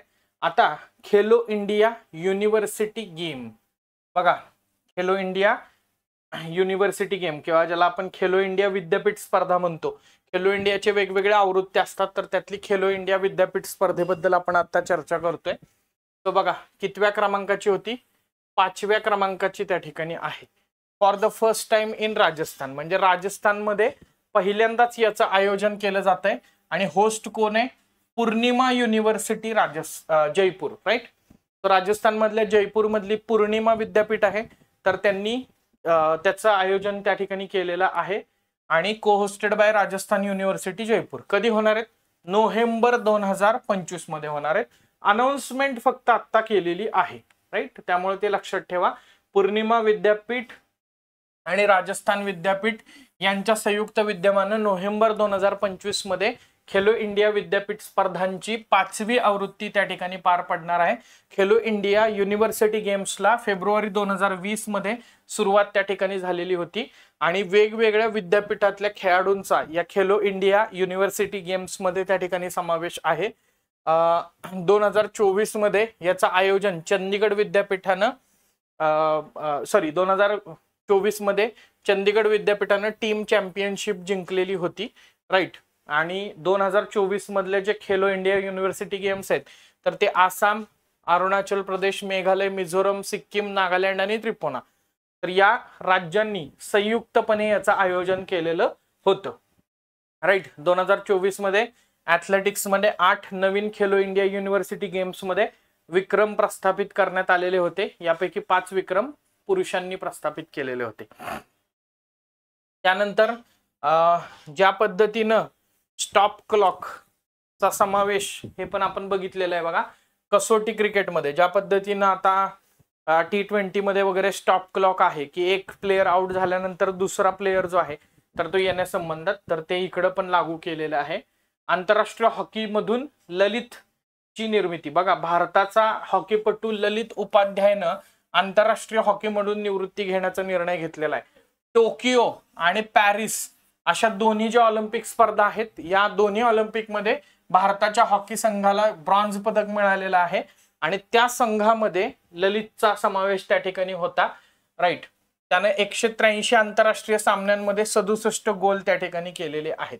त्याच्यानंतर बघा, हरिकृष्णन भारताचा 87वा ग्रँड मास्टर ते मगाशी विम्बल्डन मुळे डोक्यात येते ना, ग्रँड मास्टर स्वित्झर्लंड आणि स्पेन मध्ये 2 टप्प्यामध्ये निकषात म्हणजे नॉर्म्स क्वालिफाय झाल्यानंतर चेन्नईचा हरिकृष्णन एरा यानं फ्रान्स इथल्या स्पर्धेमध्ये 3रा जो काही आवश्यक नॉर्म आहे तर तो कंप्लीट केला ग्रँड मास्टर हा किताब मिळण्यासाठी आणि भारताचा 87वा ग्रँड मास्टर बनलेला आहे आणि तमिळनाडूचा 32वा ग्रँड मास्टर त्या ठिकाणी ठरलेला आहे. सो हे लक्षात ठेवण्याचा प्रयत्न करा. राईट, प्रज्ञानंदनं कार्लसन वरती मात केलेली आहे. राईट, तर तेही लक्षात ठेवा.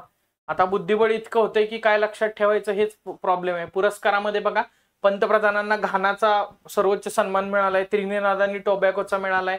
राईट, त्याच्यानंतर देशातला 25 लाखाचा एक साहित्य पुरस्कार आहे, JCB साहित्य पुरस्कार, तर तो त्या ठिकाणी 2025 या वर्षापासून स्थगित करण्याचा निर्णय घेण्यात आलेला आहे. शेवटचा पुरस्कार Lawrence searches for the meaning of life या पुस्तकाला त्या ठिकाणी प्रदान करण्यात आलेला होता. राईट. हा मूळ लेखकाला 25 लाख आणि त्याचा अनुवादक जो आहे तर त्याला 10 लाख रुपये असं बक्षीस दिलं जातं. भारतीय भाषांमधील विशेषतः अनुवादित लेखनासाठी हा पुरस्कार प्रदान केला जातो.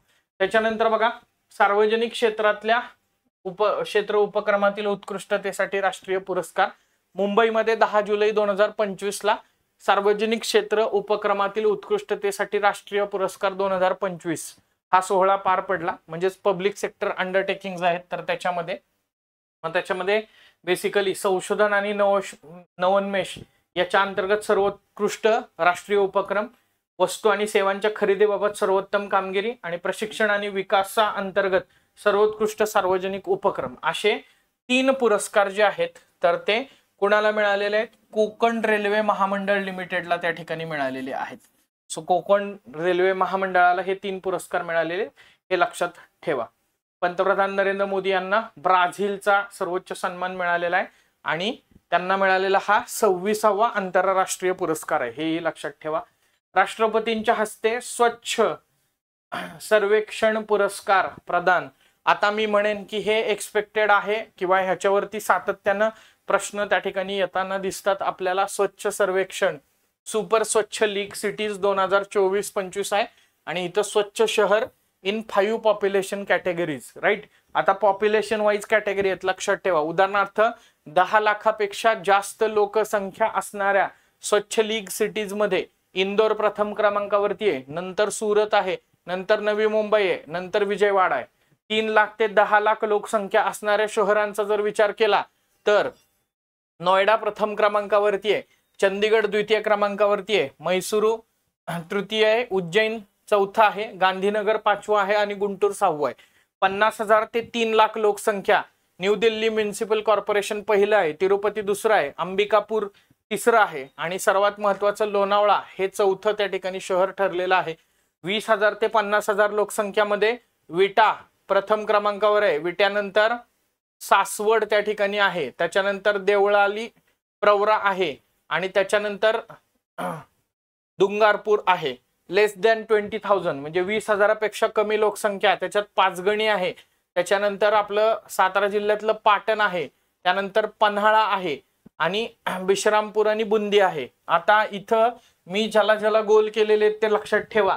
10 लाखापेक्षा जास्त लोकसंख्या असण्यामध्ये स्वच्छ शहरांच्या यादीमध्ये नवी मुंबई आहे, त्याच्यानंतर 50,000 ते 3 लाख मध्ये लोणावळा आहे, त्याच्यानंतर 20,000 ते 50,000 मध्ये विटा पहिलं आहे, त्याच्यानंतर सासवड, त्याच्यानंतर देवळाली प्रवरा. राईट. लेस दॅन 20,000 पाचगणी, पाटण आणि पन्हाळा. PPP लक्षात ठेवायचं, इथं विचारलं जाऊ शकतंय. स्वच्छ शहर इन 5 कॅटेगरीज. राईट. रँक 1 कोण आहे स्वच्छ शहर मध्ये? अहमदाबाद आहे, मोर दॅन 10 लाख, 10 लाखापेक्षा जास्त. त्याच्यानंतर भोपाळ दुसऱ्या क्रमांकावरती आहे आणि तिसऱ्या क्रमांकावरती लखनौ त्या ठिकाणी आहे. सो हे लक्षात ठेवा. ते सुपर स्वच्छ लीग सिटीज आहेत आणि हे स्वच्छ शहर आहे. सर्वात स्वच्छ शहर कुठलं ठरलंय तर ते अहमदाबाद त्या ठिकाणी असेल, नंतर भोपाळ, नंतर लखनौ. आता 3 लाख ते 10 लाख मध्ये बघा, मीरा भाईंदर इथं आहे, बेलासपूर आहे आणि जमशेदपूर आहे. 50,000 ते 3 लाख मध्ये मग बाकी शहर आहेत, पण मग बाकी मध्ये कुठं आपल्याला तसं महाराष्ट्रातलं शहर दिसत नाही. सगळं पाठ करत बसायचं नाही, महाराष्ट्र रिलेटेड बघायचं आणि पहिलं त्या ठिकाणी बघायचं. राईट. आता आपण जी चर्चा केली तीच इथं डिस्क्रिप्शन मध्ये त्या ठिकाणी आहे, त्यामुळे मी ते त्याच्यात गो थ्रू करत नाही. केंद्राची रोजगार प्रोत्साहन योजना आहे बघा, एक रोजगार निर्मितीवरती काम करणं, रोजगार क्षमता वाढवणं आणि सामाजिक सुरक्षा या घटकांना फोकस करताना दिसते. 1 जुलै 2025 ते 31 जुलै 2027 या काळात निर्माण होणाऱ्या योजनांसाठी, नोकऱ्यांसाठी ही लागू असेल. राईट. सो पहिल्या भागात प्रॉव्हिडंट फंडशी जोडल्या गेलेल्या पहिल्यांदाच नोकरी करणाऱ्या लाभार्थ्यांना 15,000 रुपये काय दिला जाणार आहे? प्रोत्साहन निधी दिला जाणार आहे. राईट. 2 हप्त्यांमध्ये. आणि 1 लाखांपर्यंत वेतन असेल तर नोकरदारांना प्रोत्साहन निधी दिला जाईल. पहिल्यांदाच नोकरी करणाऱ्या 1.92 लाख कोटी लाभार्थ्यांना 92 कोटी लाभार्थ्यांना हा लाभ होणार आहे. राईट. मुख्यमंत्री प्रतिज्ञा योजना, आता ही कुणी चालू केलेली आहे? मुख्यमंत्री प्रतिज्ञा योजना बिहार गव्हर्नमेंटनं चालू केलेली आहे बघा. राईट. जशी महाराष्ट्र शासनाची आपली इंटर्नशिप आहे ना, तशीच ही बिहारची इंटर्नशिप आहे. याच्यामध्ये बघा, नाही, हा बरोबर, इंटर्नशिप आहे. 18 ते 28 वयोगटातील तरुणांना लक्ष करते. 3 ते 12 महिन्यांच्या इंटर्नशिपसाठी आर्थिक सहाय्य आहे. उच्च माध्यमिक परीक्षा म्हणजे 12वी परीक्षा उत्तीर्ण झालेल्यांना 4,000 रुपये. त्यानंतर ITI आणि डिप्लोमा धारकांना 5,000 रुपये आणि पदवी आणि पदव्युत्तर पदवी धारकांना दर महिन्याला 6,000 रुपये याच्या अंतर्गत मिळतील. त्याच्यानंतर बघा, पंतप्रधान धनधान्य कृषी योजना, याला केंद्रीय मंत्रिमंडळाची मंजुरी मिळालेली आहे. राईट. 2025-26 पासून याचा प्रारंभ 100 जिल्ह्यांमध्ये होणार आहे. आता लक्षात ठेवा, 6 वर्षांच्या कालावधीसाठी ही योजना मंजूर करण्यात आलेली आहे. या योजनेची घोषणा कधी झाली? घोषणा कधी झाली असं जर का कधी विचारलं तर घोषणा झालेली आहे अर्थसंकल्प 2025-26 मध्ये. अर्थसंकल्प बऱ्याचदा प्रश्न विचारला जात असताना घोषणा कधी झाली, चालू कधी झाली, किती वर्षासाठी आहे, किती तरतूद करण्यात आलेली आहे असं विचारते. ही योजना नीती आयोगाच्या आकांक्षी जिल्हा कार्यक्रमावर आधारित असून कृषी आणि पूरक किंवा संलग्न क्षेत्रांवरती लक्ष केंद्रित करणारी पहिलीच योजना आहे. राईट. मग आता कृषीचं सगळंच ह्याच्यात आहे बघा. कृषी उत्पादकतेत वाढ करणं, पीक वैविध्यकरण, शाश्वत कृषी पद्धतींचा वापर, पंचायत आणि ब्लॉक पातळीवरती काढणीनंतर साठवण क्षमतेत वाढ, सिंचन सुविधा सुधारणं, दीर्घकालीन आणि अल्पकालीन मुदतीची कर्ज सहजपणे उपलब्ध करणं, अशी ही या योजनेची उद्दिष्ट आहेत. या योजनेअंतर्गत किती जिल्हे विकसित करण्यात येणार आहेत? 100 जिल्हे विकसित करण्याची तरतूद 2000 जसं मी मागाशी सांगितलं 25-26च्या अर्थसंकल्पात करण्यात आलेली होती. राईट. सो 11 विभागातील 36 विद्यमान योजना, थोडक्यात काय, ऑलरेडी एक्झिस्टिंग असणाऱ्या योजना तिथं जास्त प्रखरतेनं त्या ठिकाणी राबवल्या जाणार आहेत. राईट. बाकी काहीच त्या ठिकाणी नाही. नेक्स्ट, निधन वार्ता. विजय पेंडसेंवरती आपण चर्चा केली. कुस्ती प्रशिक्षक व्लादिमीर मेस्टवी-रिश्विली यांचं निधन त्या ठिकाणी झालेलं आहे बघा. भारतीय कुस्तीला नवसंजीवनी देण्यामध्ये यांचा महत्वाचा वाटा त्या ठिकाणी होता बघा. राईट. सो मूळचे ते जॉर्जियाचे त्या ठिकाणी होते. राईट. पण त्यांनी पूर्णपणे आपली हयात जी आहे तर ती 1982 ते 92 या कालावधीमध्ये ते जॉर्जियाचे प्रशिक्षक होते आणि त्यानंतर त्यांनी 2003 मध्ये भारतात आले आणि 2003 पासून जे भारतात आहेत तर ते इथंच भारतातच आहेत. राईट. मातीतून मॅटवर जे ट्रान्सफॉर्मेशन झालं भारतीय कुस्तीचं, राईट, भारतीय मल्ल बऱ्याचदा मातीत चांगले खेळायचे पण मॅटवरती ते टिकायचे नाही, तर ते जे ट्रान्सफॉर्मेशन झालं तर त्याच्यामध्ये या व्लादिमीर मेस्टवी-रिश्विलींचा महत्वाचा त्या ठिकाणी वाटा आहे. राईट. त्याच्यानंतर बघा, सुशील कुमार, योगेश्वर दत्त, बजरंग पुनिया, रविकुमार दहिया या सर्व आंतरराष्ट्रीय आणि ऑलिम्पिक विजेत्या कुस्तीपटूंना घडवण्याचं श्रेय व्लादिमीर मेस्टवी-रिश्विली यांना त्या ठिकाणी जातं. राईट. तर त्यामुळं मोठ्या प्रमाणामध्ये ऑलिम्पियन कुस्तीमध्ये घडवण्याचं श्रेय त्यांना जातं. सुरुवातीला हरियाणा आणि नंतर नवी दिल्लीतल्या छत्रसाल आखाड्यामध्ये त्यांनी काम जे आहे तर ते पाहिलेलं होतं. राईट. सो त्यांचे जे टेक्निक्स होते कुस्तीमधले त्यामुळे ते खूप जास्त प्रमाणात फेमस होते मल्लांमध्ये आणि त्यांना भारतीय कुस्ती क्षेत्रामध्ये लाडो म्हणून परिचित ते त्या ठिकाणी होते किंवा लाडो म्हणून ओळखलं जात होतं. राईट. 2017 मध्ये त्यांनी म्हणजे त्याच्या आधी करार संपुष्टात आलेला होता रिओ ऑलिम्पिक नंतर, पण परत 2017 मध्ये त्यांना या छत्रसाल आखाड्यामध्ये परत आणण्यात आलं. अर्थातच एकंदरीतच त्यांना प्रशिक्षण देण्यासाठी वगैरे. राईट. सो असं हे कंट्रीब्युशन आहे, विचारलं जाऊ शकतं. त्यानंतर पुढचा मुद्दा बघा, ज्येष्ठ अभिनेत्री बी सरोजा देवी यांचं निधन. कन्नड चित्रपट सृष्टीतल्या पहिल्या महिला सुपरस्टार किंवा तमिळ सृष्टीच्या अभिनय सरस्वती म्हणून ओळखल्या जाणाऱ्या ह्या बी सरोजा देवी आहेत. सो अशी बिरुदावली त्यांना होती. वयाच्या 87व्या वर्षी निधन झालेलं आहे. तमिळमध्ये त्यांना कन्नाडातू पैंगिली म्हणजेच कन्नड पोपट असं म्हणून पण संबोधलं जात होतं. राईट. सो लक्षात घ्या, बी सरोजा देवी 1955 मध्ये वयाच्या 17व्या वर्षी होनाप्पा भागवतार या सहकलाबरोबर महाकवी कालिदास या नावाचं कन्नड चित्रपट आला आणि त्यातून त्यांनी कारकिर्दीला सुरुवात केली आणि या चित्रपटामध्ये त्यांना काय झालं, राष्ट्रीय पुरस्कार मिळालेला आहे.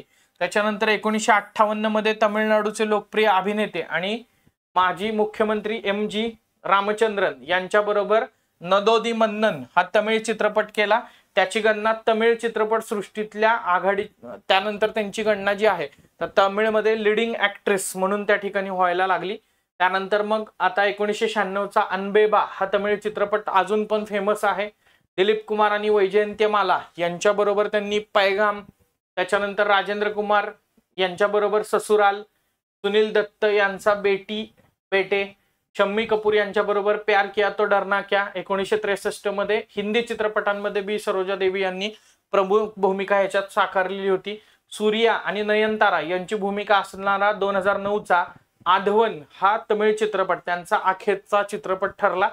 पुरस्कारात बघितलं तर बघा 1969ला पद्मश्री आहे, 1992ला पद्मभूषण आहे, 2008ला जीवन गौरव पुरस्कार आहे किंवा 2009ला तमिळनाडू सरकारचा कलईममाणी जीवन गौरव पुरस्कार आहे. त्याच्यानंतर फौजा सिंग राईट मॅरेथॉनपटू आहे. टर्बन टोर्नाडो अशी ओळख त्या ठिकाणी त्यांची आहे. टर्बन म्हणजे पगडी, राईट, पगडी घातलेलं वादळ अशी ओळख त्यांची जी होती. तर अशा फौजा सिंग यांचं वयाच्या 114व्या वर्षी त्या ठिकाणी निधन झालेलं आहे बघा. मॅरेथॉनपटू त्या ठिकाणी आहेत. बियासपिंड या ठिकाणी वाहनाने दिलेल्या धडकेमध्ये दुर्दैवी त्यांचा मृत्यू झाला. राईट. सो मुलाच्या निधनानंतर बेसिकली ब्रिटनमध्ये त्यांनी काय म्हणतात त्याला मॅरेथॉन जी आहे तर ती पळायला सुरुवात केलेली होती बघा. राईट. 2012 मध्ये ऑलिम्पिक स्पर्धेमध्ये ते ज्योतवाहकांपैकी एक त्या ठिकाणी होते. फौजा यांनी 2003 मध्ये टोरंटो वॉटरफ्रंट मॅरेथॉन 5 तास 40 मिनिटात पूर्ण केली आणि ही त्यांची सर्वोत्तम कामगिरी होती. टर्बन टोर्नाडो या टोपण नावाने ते ओळखले जात होते. राईट. धावण्याबरोबरच शीख संस्कृतीचा प्रसार करताना ते पारितोषिकाची रक्कम काय करत होते, धर्मादाय संस्थांना त्या ठिकाणी देऊन टाकत होते. 100 कॅनडा टोरंटो या ठिकाणी झालेल्या स्पर्धेत एकाच दिवसात 100 metre, 200 metre, 400 metre, 800 metre, 1500 metre, 1 kilometre, 3000 metre, 5000 metre अशा 8 शर्यतींपैकी 5 शर्यतींमध्ये जागतिक विक्रम जे आहेत तर ते त्यांनी प्रस्थापित केलेले आहेत. टोरंटो मॅरेथॉन 8 तास 25 मिनिटं 17 सेकंद अशा अपेक्षित वेळ असताना 8 तास 11 मिनिटं 6 सेकंदामध्ये त्यांनी पूर्ण केली. राईट. तो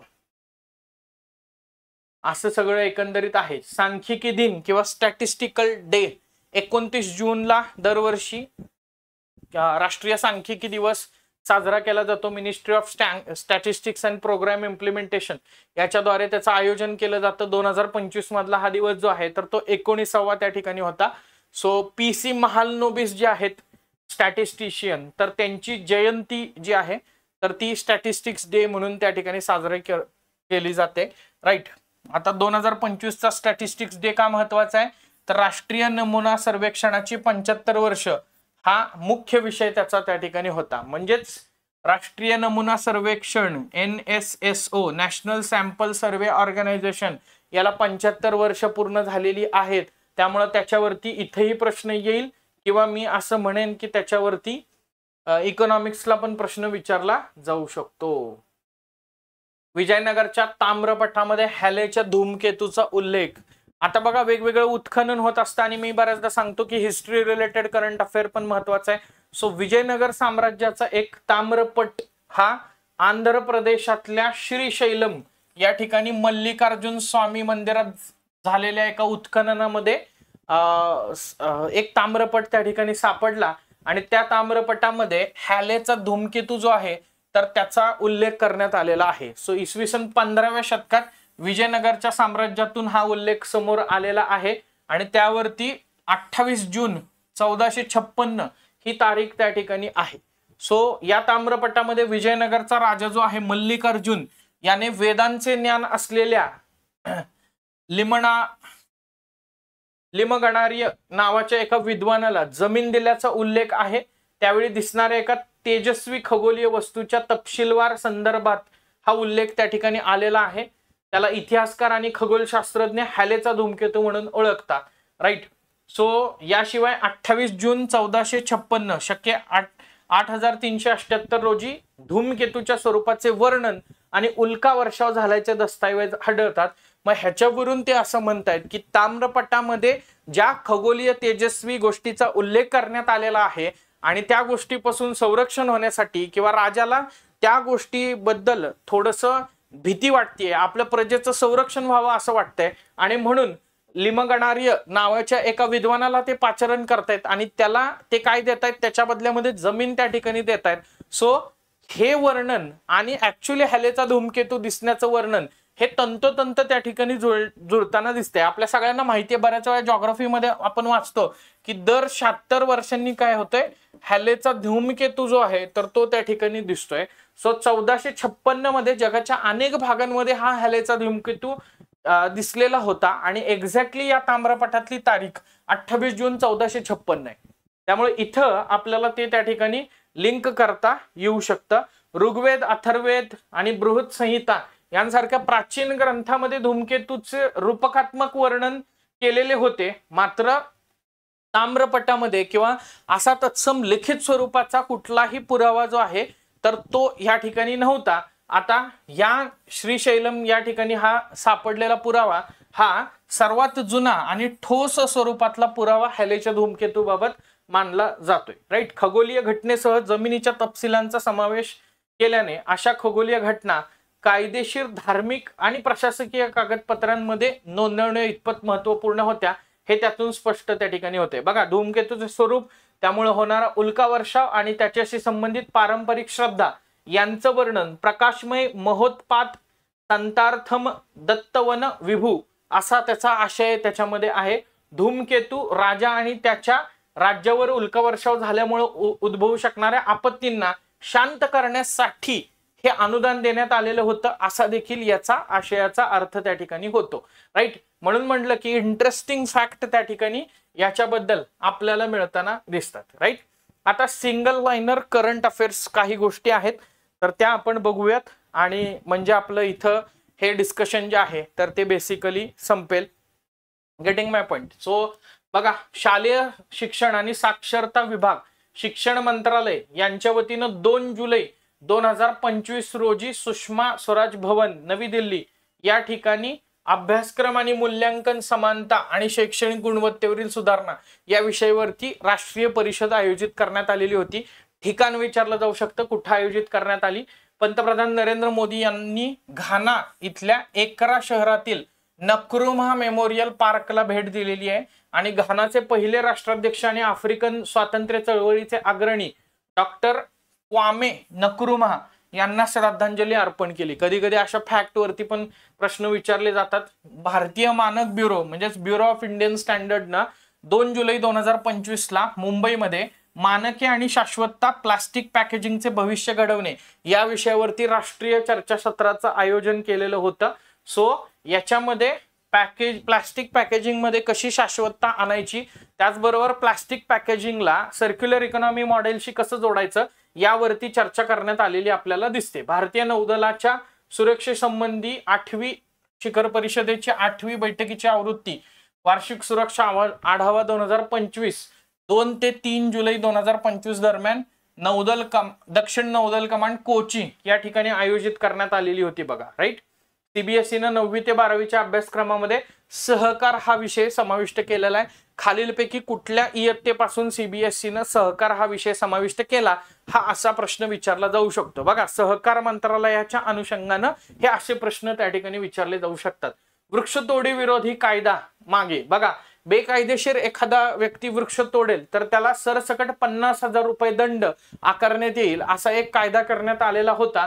मात्र महाराष्ट्र राज्याच्या विधानसभेमध्ये हा कायदा जो आहे तर तो मागे घेण्यात आला. 1964चा राज्य सरकारचा जो वन कायदा आहे तर त्याच्यामध्ये बेकायदेशीरपणे वृक्ष तोडला तर त्याला 1,000 रुपये दंडाची तरतूद करण्यात आलेली होती. मात्र डिसेंबर 2024 मध्ये ह्या अधिवेशनामध्ये डायरेक्ट 1,000 वरून हा दंड 50 पट करून 50,000 इतका करण्यात आलेला होता. राईट.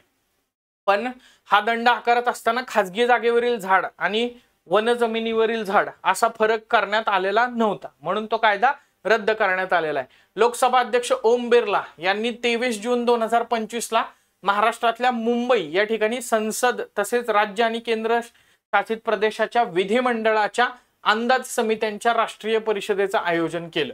राईट. सो हे फक्त लक्षात घ्या. त्याच्यानंतर wings to our hopes already ह्याचा खंड 1 प्रकाशित झालेला आहे.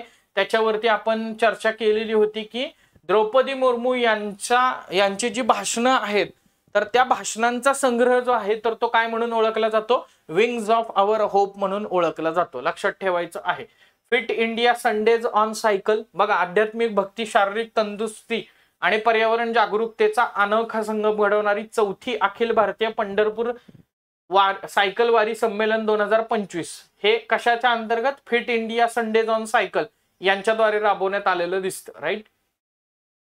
कनिष्क विमानाच्या बॉम्बस्फोटाच्या घटनेला 40 वर्ष पूर्ण. आयर्लंड मधल्या कॉर्क आहाकिस्ता या ठिकाणी एअर इंडियाचं विमान 182 कनिष्क बॉम्बस्फोटाच्या घटनेला 40 वर्ष त्या ठिकाणी झालेले आहेत. कॅनडामध्ये दहशतवाद्यांनी ठेवलेल्या बॉम्बमुळे 23 जून 1985 ला एअर इंडियाचं हे विमान ज्याचा हवेतच स्फोट झालेला होता आणि ज्यामध्ये जवळपास 329 जण मृत्युमुखी पडलेले होते. सो एअर इंडियाचं विमान आहे म्हणून मी इथं हा रेफरन्स त्या ठिकाणी दिला. The emergency diaries years that forged a leader, पंतप्रधान नरेंद्र मोदी यांचं आणीबाणीविषयीचं हे पुस्तक त्या ठिकाणी आहे. लक्षात ठेवा. संविधान हत्या दिनानिमित्त याचं प्रकाशन करण्यात आलं. 2029च्या प्रतिष्ठित जागतिक पोलीस आणि अग्निशामक क्रीडा स्पर्धेसाठी भारताला यजमानपद मिळालेलं आहे. लक्षात ठेवा. सुगम्य भारत ॲक्सेसिबल इंडिया कॅम्पेन आहे आपलं. सुगम्य भारत म्हटल्यानंतर काय आठवायचंय, दिव्यांगांसाठीचं हे सगळं त्या ठिकाणी आहे. पर्पल फ्लेअर 2025 भारत सरकारच्या सामाजिक न्याय आणि सक्षमीकरण मंत्रालयानं अपंग व्यक्तींचं सक्षमीकरण करण्याच्या दृष्टिकोनातून बघा आलियावर जंग national institute of speech and hearing disabilities या संस्थेनं महाराष्ट्र शासनाच्या दिव्यांग कल्याण विभागाच्या सहकार्यानं 27 जून 2025 ला पालघर या ठिकाणी पर्पल फेअर 2025 आयोजित केलेला होता. संविधान हत्या दिन ज्याचा मागाशी उल्लेख केला 25 जून, त्यानंतर 26 जून हा आंतरराष्ट्रीय अंमली पदार्थ विरोधी दिन साजरा केला जातोय. मी अगेन सांगतोय की अंमली पदार्थांच्या बाबतीमध्ये खूप जास्त न्यूज येत आहेत, तुम्ही दिनविशेष लक्षात ठेवा. 26 जून. त्याच्यानंतर MSME दिन जो आहे तर तो 27 जूनला साजरा केला जातोय. केंद्रीय गृहमंत्री तसेच सहकार मंत्री अमित शहा यांनी तेलंगणातील निजामाबाद या ठिकाणी राष्ट्रीय हळद मंडळाच्या मुख्यालयाचे उद्घाटन केले. सो राष्ट्रीय हळद मंडळ कुठं आहे, तेलंगणातील निजामाबाद या ठिकाणी आहे. तर महाराष्ट्रानं हळद मंडळ कुठं स्थापन केलेलं आहे, हिंगोली जिल्ह्यातल्या वसमत या ठिकाणी स्थापन केलेलं आहे. महाराष्ट्रातल्या हळद मंडळाला कुणाचं नाव देण्यात आलेलं आहे, बाळासाहेब ठाकरे यांचं त्या ठिकाणी नाव देण्यात आलेलं आहे. बघा, ब्राझील मधल्या रिओ डी जेनेरो 17वी ब्रिक्स परिषद हे आपण बघितलंच. क्युबाचे अध्यक्ष मिगुएल डियाज कॅनेल उर्मडेज यांची भेट पंतप्रधानांनी घेतली. यापूर्वी 2023 मध्ये जोहान्सबर्ग मध्ये भेट झालेली होती, ज्यावेळी क्युबा आमंत्रित सदस्य म्हणून उपस्थित होता. येस, हे आता ज्या माता नावाचं एक इनिशिएटिव्ह आहे तर ते त्या ठिकाणी बघा. राईट. भारत आणि जपान. केंद्रीय परराष्ट्र व्यवहार मंत्रालयानं 7 जुलै 2025 ला टाटा मेमोरियल सेंटर या ठिकाणी बिमस्टेक देशांसाठी टाटा मेमोरियल केंद्रात कर्करोग उपचारासंदर्भात विशेष प्रशिक्षण कार्यक्रम सुरू केला.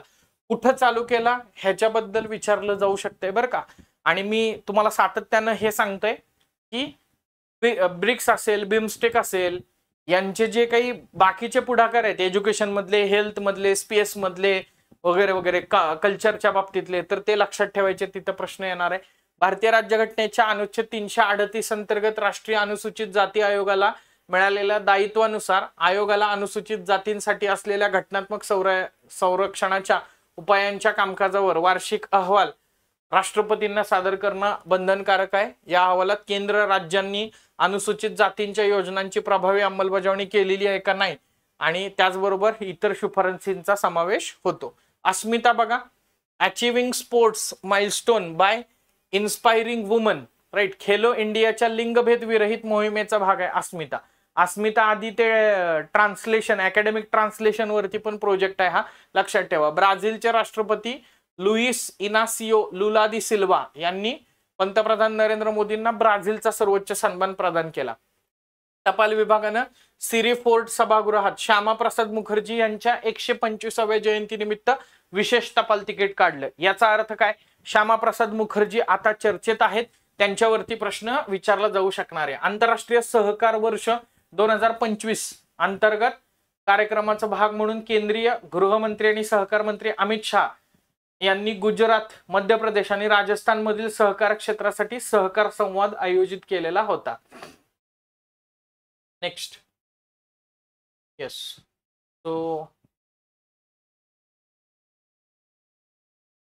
अजून काय महत्वाचं दिसतंय? येस, स्मृती पहिली महिला क्रिकेटपटू, राईट. आंतरराष्ट्रीय कसोटी क्रिकेटमध्ये एक दिवसीय आणि T20 अशा दोन्ही किंवा सगळ्या प्रकारच्या म्हणजे फॉर्मॅटमध्ये कसोटी असेल, वन डे असेल किंवा T20 असेल, या सगळ्या प्रारूपामध्ये शतक झळकवणारी पहिली भारतीय आणि एकूणात 5वी क्रिकेटपटू त्या ठिकाणी ठरलेली आहे. ऑपरेशन मिडनाईट हॅमर, अमेरिकेनं इराणच्या न्यूक्लिअर साईटवरती जो हल्ला केला तर त्या ऑपरेशनला ऑपरेशन मिडनाईट हॅमर असं त्या ठिकाणी संबोधण्यात आलेलं होतं, राईट. त्यानंतर ते ब्रिक्सचं आपण बघितलंच, अमेरिकेनं काय केलंय ते. अभिनेते के श्रीनिवासराव यांचं निधन झालेलं आहे. पद्मश्री आहे बघा त्यांना, राईट. 1999 ते 2004 आंध्र प्रदेशमध्ये आमदार पण त्या ठिकाणी होते. निवृत्त सनदी अधिकारी मुकेश खुल्लर यांचं त्या ठिकाणी निधन, राईट. मुकेश खुल्लर हे 6व्या वित्त आयोगाचे त्या ठिकाणी अध्यक्ष होते बघा, त्यामुळं त्यांना घेतलेलं आहे. त्याचबरोबर सेतू सुविधा केंद्र नावाची जी संकल्पना आहे तर ती पण त्यांचीच त्या ठिकाणी होती.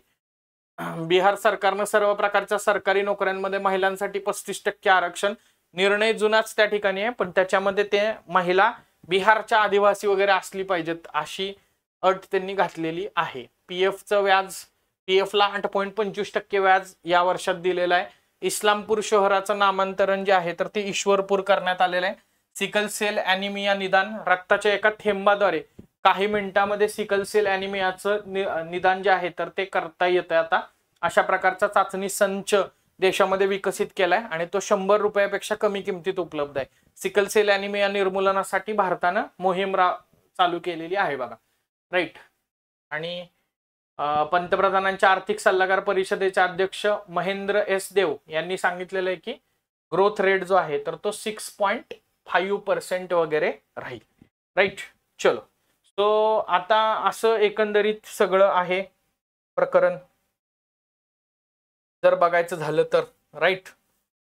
सो इथं आपल्या जे काही बॅकलॉग घडामोडी राहिलेल्या होत्या तर त्या बॅकलॉग घडामोडी संपतात, राईट. आता मग माइट बी जुलै महिन्याचं करंट अफेअर म्हणून 20 जुलै ते 31 जुलै ह्याच्यामध्ये घेऊया, नाहीतर मग पुढचं जे कंटेंट आहे ऑगस्टचा तर त्याचा पार्ट म्हणून घेऊया. मी तुम्हाला आधीच सांगितलंय आपण फोकस करताना कसं करतो, 20 ते 20 त्या ठिकाणी करतोय. म्हणजे एनिवेज कुठली घटना सुटणार नाही, ती ह्या महिन्यात नाही कव्हर झाली तर पुढच्या महिन्यात ती कव्हर होणारच आहे, बट स्टील तर त्या अनुषंगानं आपण हे सगळं फोकस करत असतो.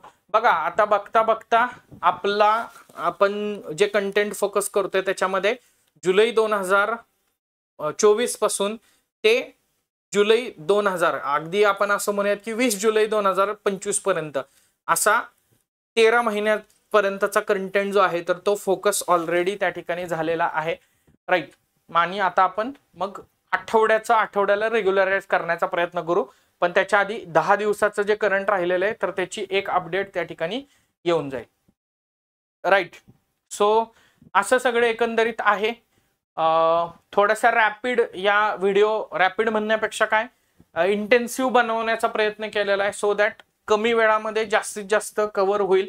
आणि दुसरी गोष्ट, माझं पहिल्यापासून तुम्हाला म्हणणं होतं की पहिले 1-2 महिने समजायला थोडासा वेळ लागतो, पण नंतर इंटरलिंकिंग असणाऱ्या गोष्टी आहेत, त्यामुळं इनिशियली जर एखादी स्कीम डिस्कस झालेली असेल, योजना डिस्कस झालेली असेल तर परत विशेषत्वानं त्या योजनेकडे त्या ठिकाणी बघायची गरज नसते, कारण ऑलरेडी आपण ते त्या ठिकाणी कव्हर केलेलं असतं.